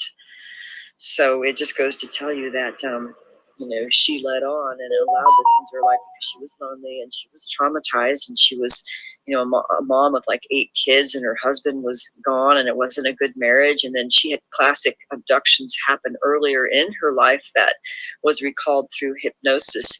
But it wasn't until Barbie worked with her that she got the screen memories, got underneath some of the screen memories to find out what really happened and what was the nature of these beings. So just goes to tell you that there's so much more involved. But the reptilian was definitely the one behind the, pretending to be this, dead singer lover. And then it escalated into a near demonic possession with all kinds of really bizarre things. It's in my book, actually, The Dark Side of Cupid, called Mariah and the Spirit Guide is the name of the chapter. And I couldn't recount the whole thing, but I know that you know about this case because we spoke about it with Barbara Bartlett years ago. Yeah, and there was a couple of aspects to it which, bear repeating it, and it shows the fact that some aspects of the ET interdimensional, hyperdimensional malign influence is directly connected to the Luciferian black magic aspect. Because after she had gotten into the automatic writing, essentially allowing this entity to work through her and essentially take over her for a while, then she began having these intrusive thoughts, these obsessive compulsive disorder thoughts that were quite disturbing, such as pour scalding hot coffee on her children. Okay, these were the thoughts she kept getting. She'd have a pot of coffee in her hand, and there's a little kid, and it's like, pour the coffee on the kid, It was like an opening of the invasiveness of not just one entity that was coming through in the automatic writing, and then these sexual liaisons that happened with this Jim Reeves / shape-shifting reptilian, but it seemed to escalate into more and more entities of a certain type. And what was interesting is that in her original abduction, when she recalled an abduction where she was on her way to work, and there was, I think at least an hour and a half of missing time, at least, if not more.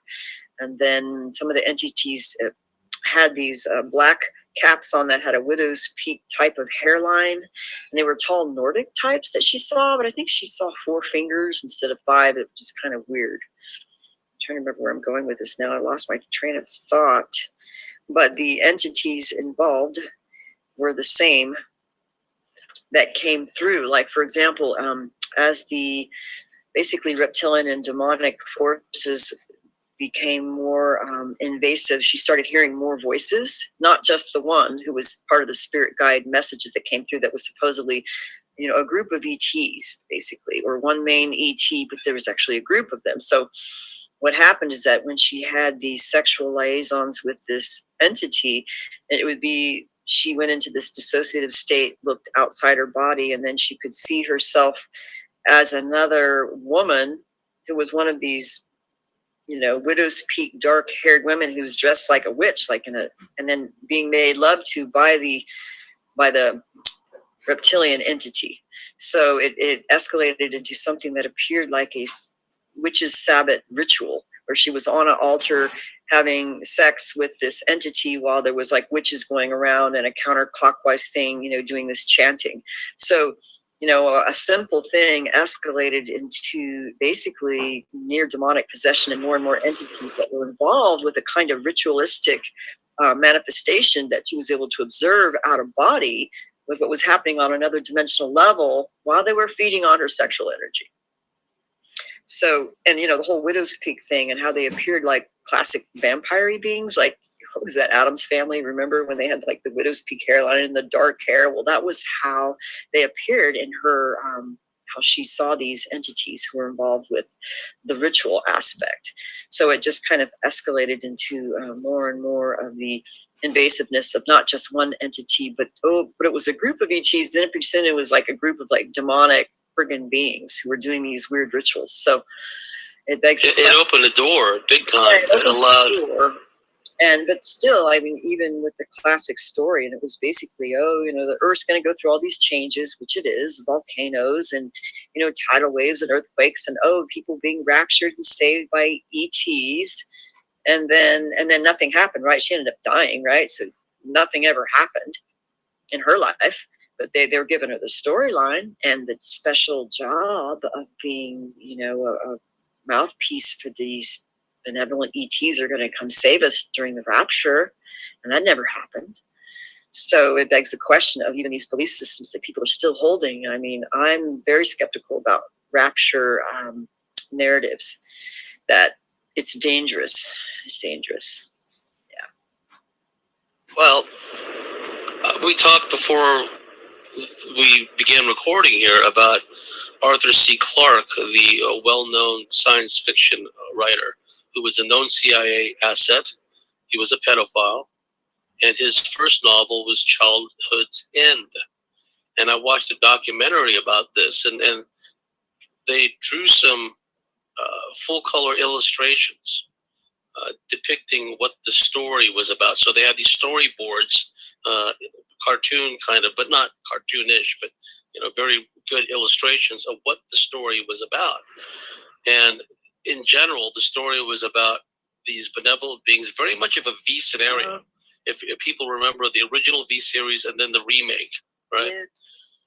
Where these benevolent beings showed up and they had all these signs and wonders and wanted to uplift humanity. And then even in the illustrations in this documentary, it turned out that these benevolent beings, they depicted them as Dracos, as winged reptilian beings. And in the end, the final, storyboard panel illustration shows all these humans, particularly children, being levitated up into the sky, presumably into a big ship, right? Wow.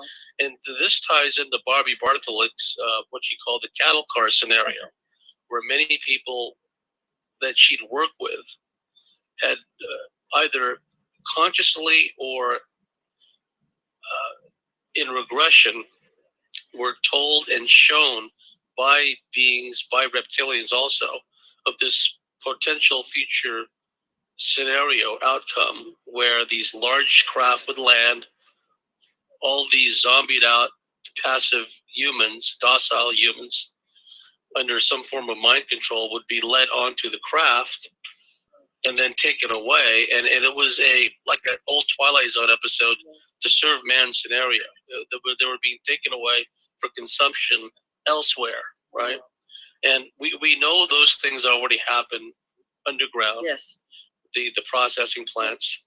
And we know that a lot of humans are being taken off world as part of this cosmic trafficking program. It's not just trafficking on Earth. They're being, trafficked elsewhere. And one of our colleagues, a dear friend of ours who since passed away, so I think we can talk about her findings and her information, Colleen Johnston, which was a fascinating, and there were dark, troubling aspects to her information too, because I still won't say the name of the cult leader that she, at a karmic level, had infiltrated, because her followers may still be around, even though this cult leader has since carked it, i.e. died, right? Yeah. But long story short, Colleen Johnston was the trans medium, the channeler for this particular group. And let's say the name of this cult leader, well, we'll call her Cindy. My apologies to all the Cindys out there, okay? And there was an inner circle, and then there was an outer circle. And the inner circle of Cindys, they got the real scoop. They got the real information. The people on the outside, and of course, and it's just an initiatory thing, depending on their level of trustworthiness, how far along they move in their studies and their disciplines and their initiations, would determine if they're ever let into the inner circle. So the people on the outer circle were not given the real information. They were just fed pablum. The people in the inner circle had a good idea what was going on. And essentially what was going on, folks, was Colleen Johnston was a trans medium. She would allow these Draco to possess her. Yeah. And they would then give forth all this information to Cindy, the cult leader. And this was undiluted. Yeah. You talk about Q drops. These were like Draco drops. Yes, I mean, hardcore, yeah. Yeah, and it was not sugar coated with this highfalutin new age la-di-da stuff. It was like, you will do this, you will do this. This is what's going on. This is what's going on, right? And Colleen would not be consciously aware of any of this because she had been taken over. Yeah. Now, the recordings were made, transcriptions were made, and then she would look back and read all the stuff that had come out and listen to the recordings, and her mind would be blown because these Dracos would be talking about world domination, control, and enslavement of humanity. And they were working through the Cindy woman, right, who actually got in comms with me at a certain point and tried to, buddy up with me. Yeah. And on one occasion, because it very, very cult-like, Colleen was living in like a compound, living in this commune with this cult. And she heard a sound late at night. So Colleen opens the door, looks out into the corridor, and there's Cindy being led down the corridor by these Draco, right? So it's not just that they were coming through in these transmissions to Colleen, and Colleen was turning around and giving this information to the inner circle of the cult. She'd eyeballed, Colleen had, the actual Draco in physical manifestation leading Cindy out to do something with her. Cindy seemed to be in this very docile kind of transfigurated state, right? Mind-controlled state. So it's another example where even within the cult itself, the ones in the outer circle, they were just given pablum. They were just given this metaphysical bunkum to kind of confuse and mislead them. And in the inner circle, they were told directly by the Draco, and these Draco on occasion would manifest, like in that case I just described, and they would tell them what's going on, what's really going on. And this also dovetails with when Barbie Bartholomew had infiltrated that cult in Washington State, where there was an underground processing plant. Many of these people in the cult on the surface were part of this cult where they basically give up all their worldly possessions, and they come under the malign influence of this woman, a blonde-haired woman who was a channeler, et cetera, well known. I'm not going to say her name.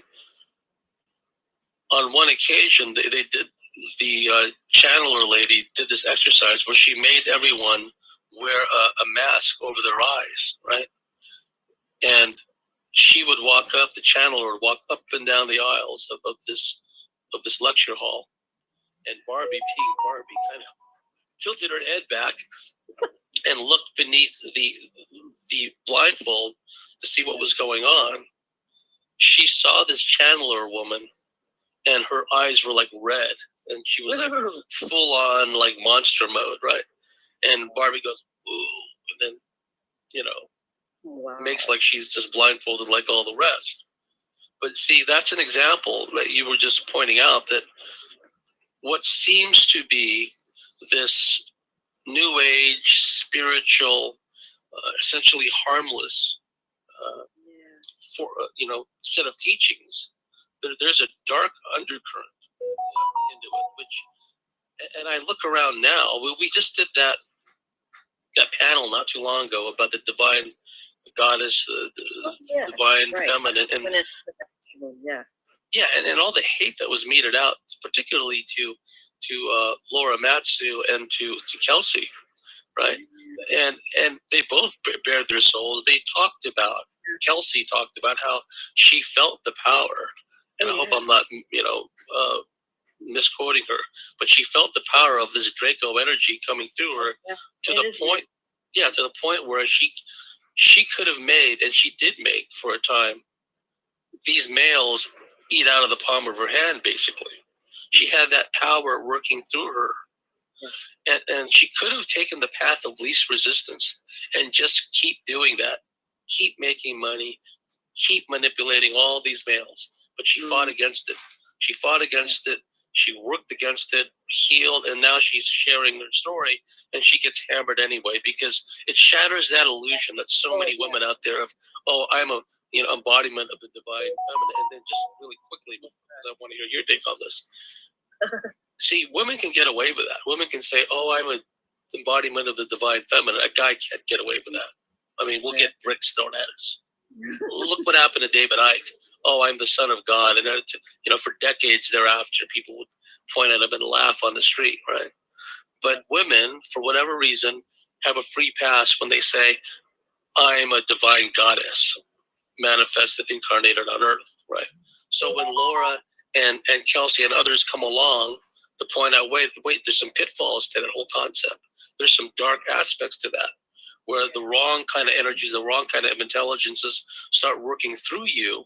You start to develop all this temporal power. Men start eating out of the palm of your hand, but you're being manipulated and used for a darker, greater agenda. So, I just decided to throw all that out there from Colleen Johnston, from, the panel that we did, and just would like your thoughts on that, Evie. Well, I'm glad you reiterated Colleen's case, because I actually had forgotten about a lot of the things that you shared. But I do remember where one of the women in the cult, that was her friend, who Colleen actually got out of it when she realized it was dark.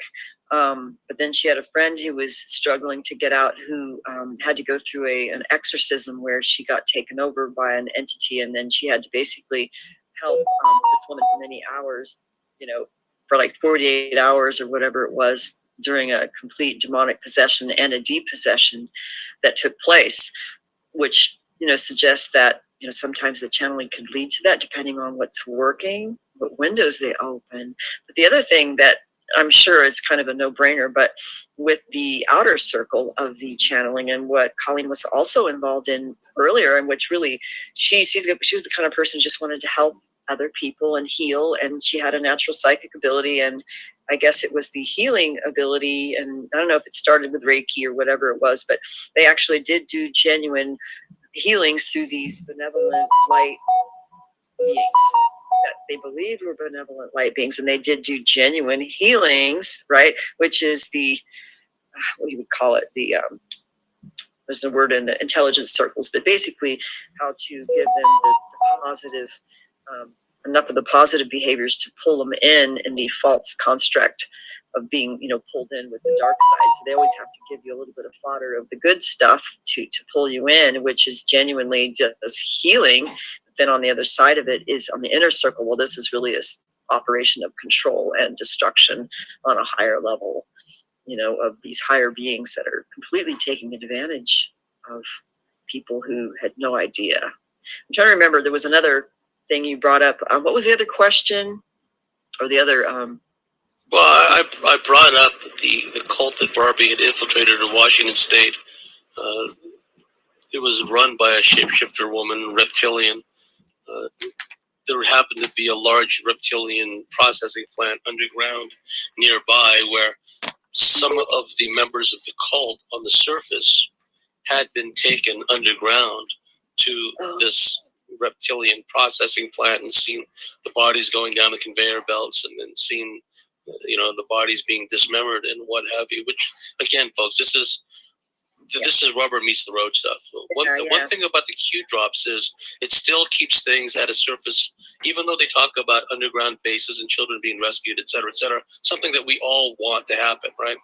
It's nowhere does it go anywhere near the non-human reptilian aspects. It's still just humans that are ultimately behind all this. Heard this on another interview. I don't mean to interrupt. And it was somebody who was heavily involved in the behind the scenes rescuing and knowing about, who they're rescuing, what they do, what they see, but they did not really talk about the reptilian element.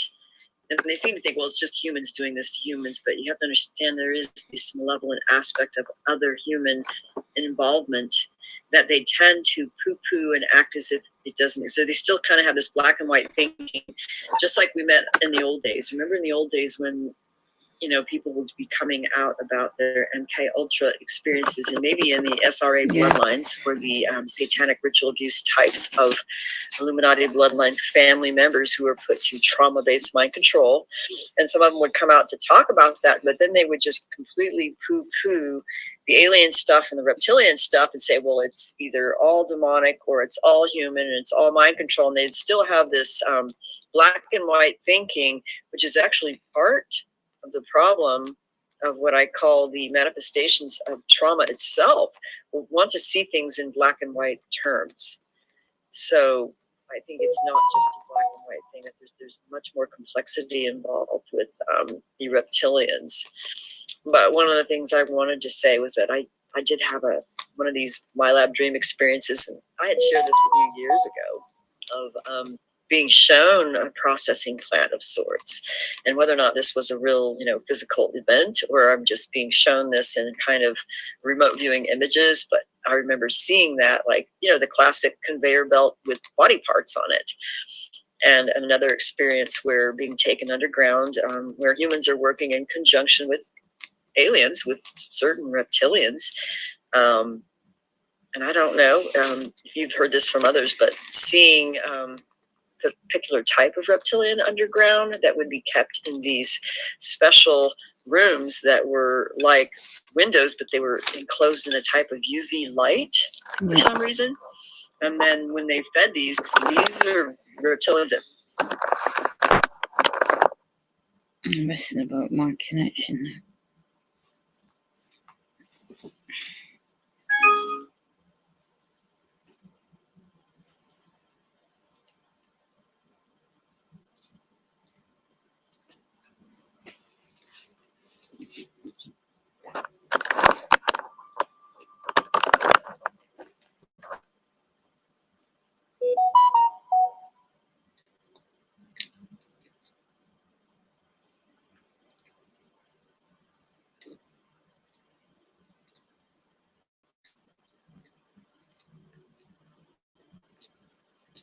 Black, and they had like more of a horn kind of thing, and it was a different type of reptilian, but it would be in these UV type of enclosed glass wall cages.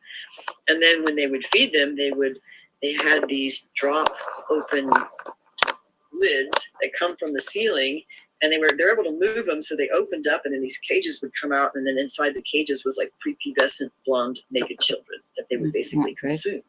And that there were humans working down there basically in charge of helping to basically feed these beings. And why they were keeping these reptilians down there and feeding them is anybody's guess why they're doing that. But I've heard other reports years ago. And this was, I remember when I interviewed Andy Perro, who was the Montauk boy. And this was before they even called the secret space program and all that super soldier stuff. But he remembered seeing underground bases, women and children in cages screaming for help, and also the presence of reptilians doing, consumption of infant children, like terrible, cannibalism, acts of cannibalism, and as well as other things. So this was reported back in 1998 and some of my earlier interviews, but then, nobody really wanted to believe. They thought it was crazy. And that kind of came out with some of Arizona Wilder's original testimony with David Icke and some of those things. But even now, it's like it's taken this long for people to finally, these things are happening, and they can only think, oh, well, maybe it's just human trafficking and it's just sex trafficking, and well, maybe there's some cannibalism, but they still don't get the degree of the involvement and the degree of corruption, and that has been kept, under the basically hidden from everyone.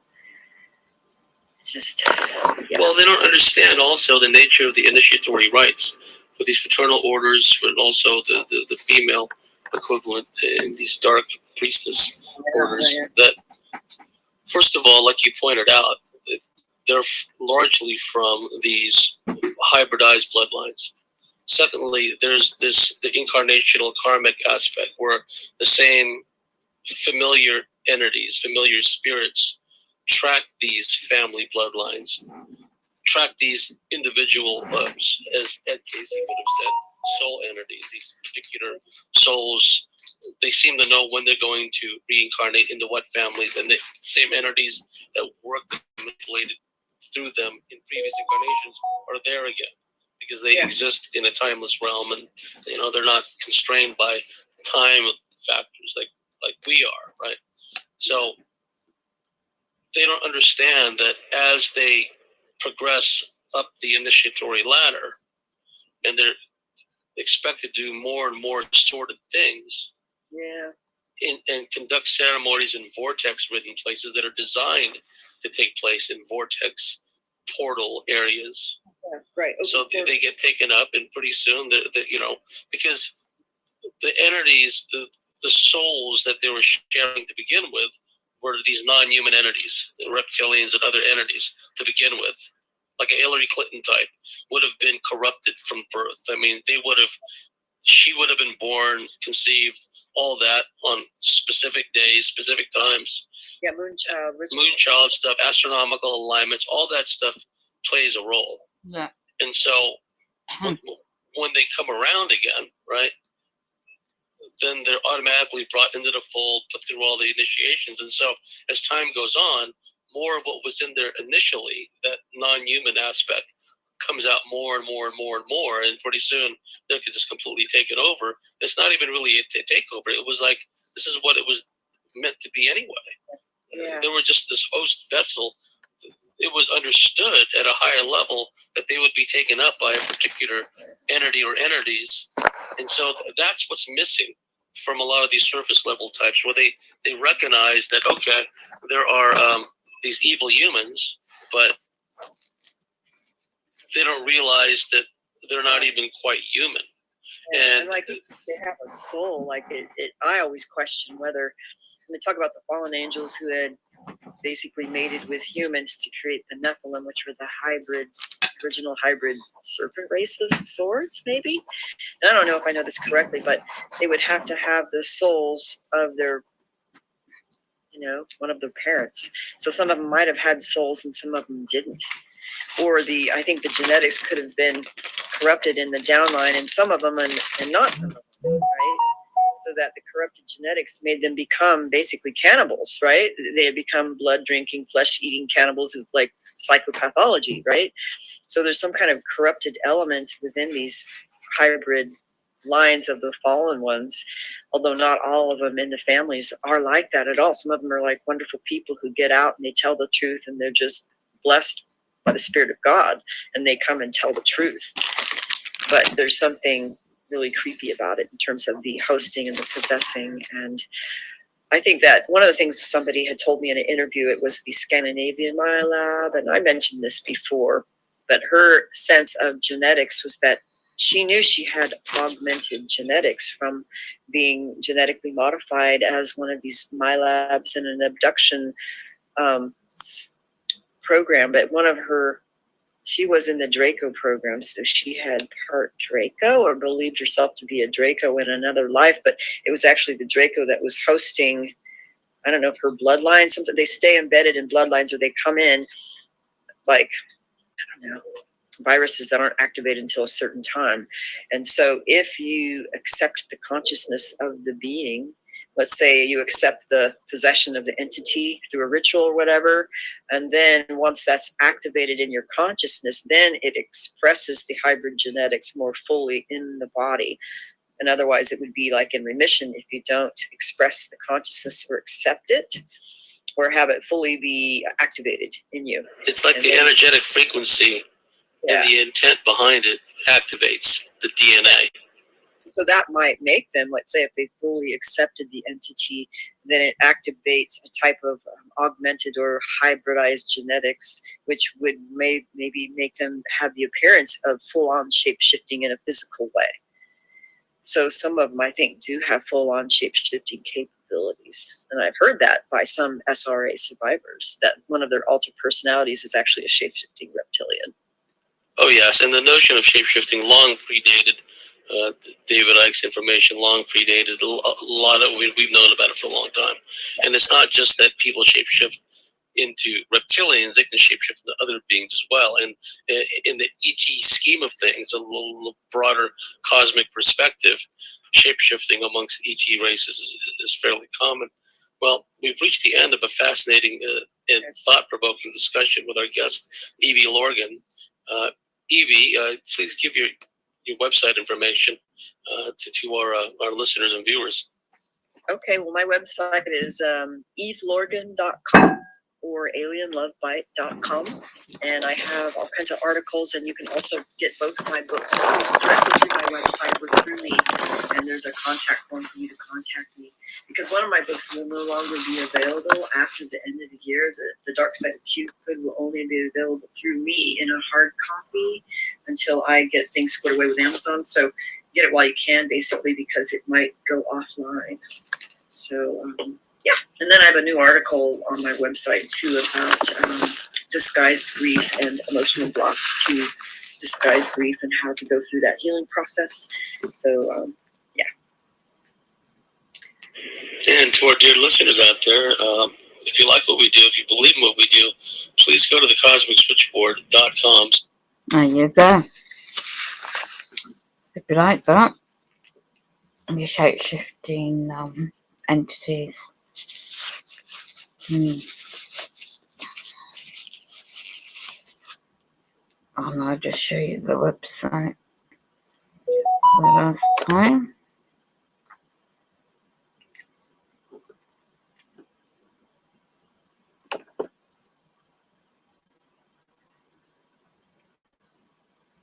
Highly emotional. I'll have to show you the channel to go and watch some of these interviews. Right, last screen share.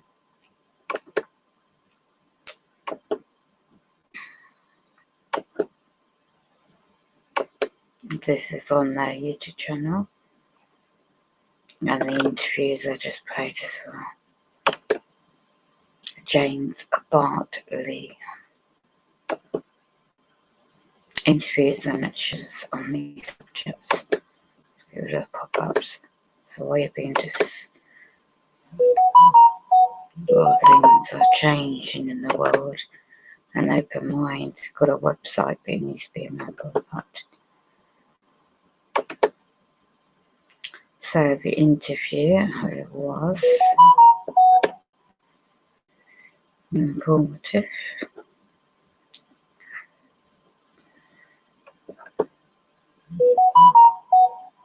Reptilian discussion with this lady. Let's go back a bit. This one here. Let's stop that. And so up this way. And you can download. Matt Spires has been on. Yeah, it's a lot to do, Matt Spires. You can download it.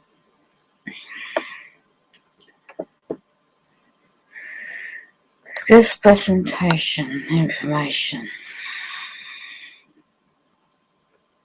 The times we're living in. The research they do with James is also shown on YouTube, and the soul-based disclosure.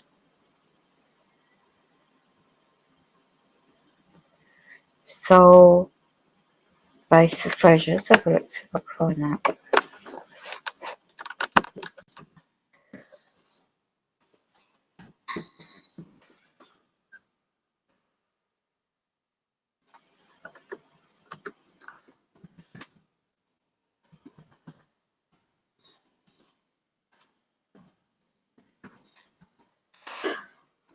I could do that because I can't even sit up. Just to radiate your body. So this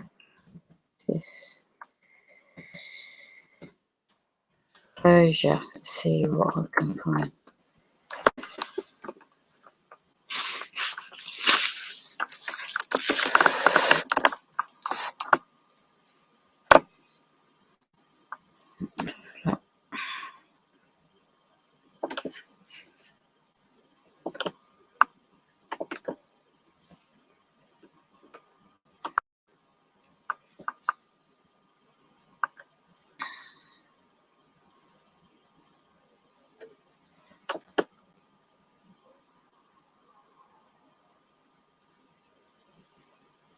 And just basically be careful about false information.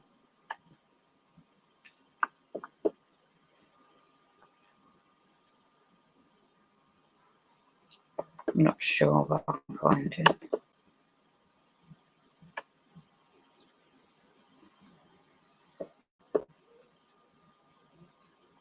It's more to do with the mailbs.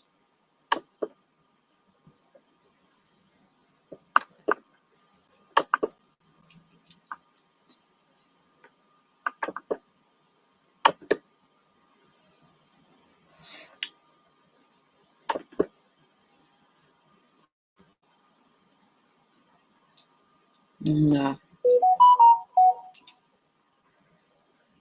So we're doing discourses upwards.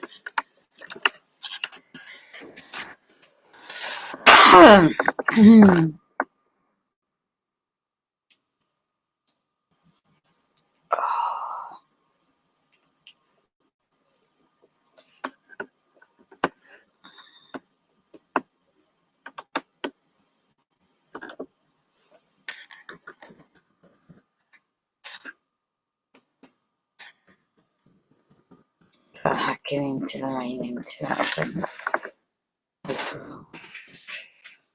I'm giving over my powers I be to.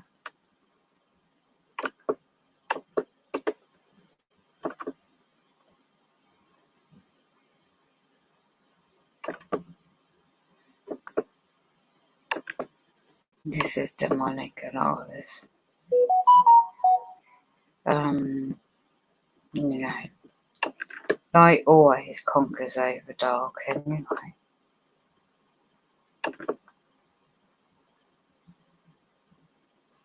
It's yet just being awareness, isn't it?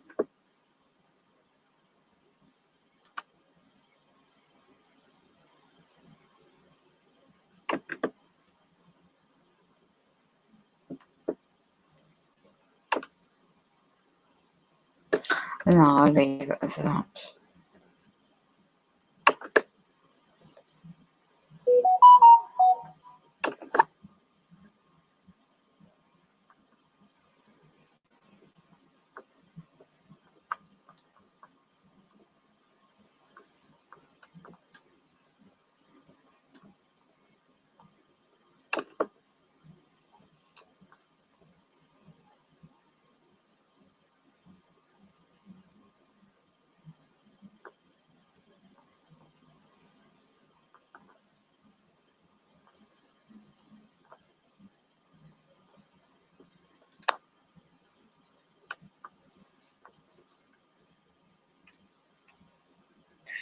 Yeah, there's a lot of energy, dark energy about it's draining people's energies.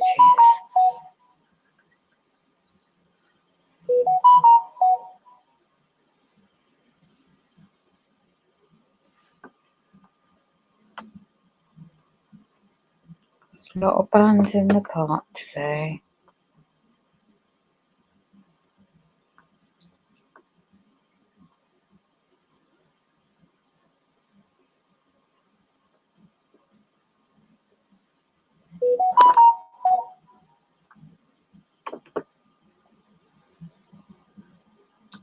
A lot of deception.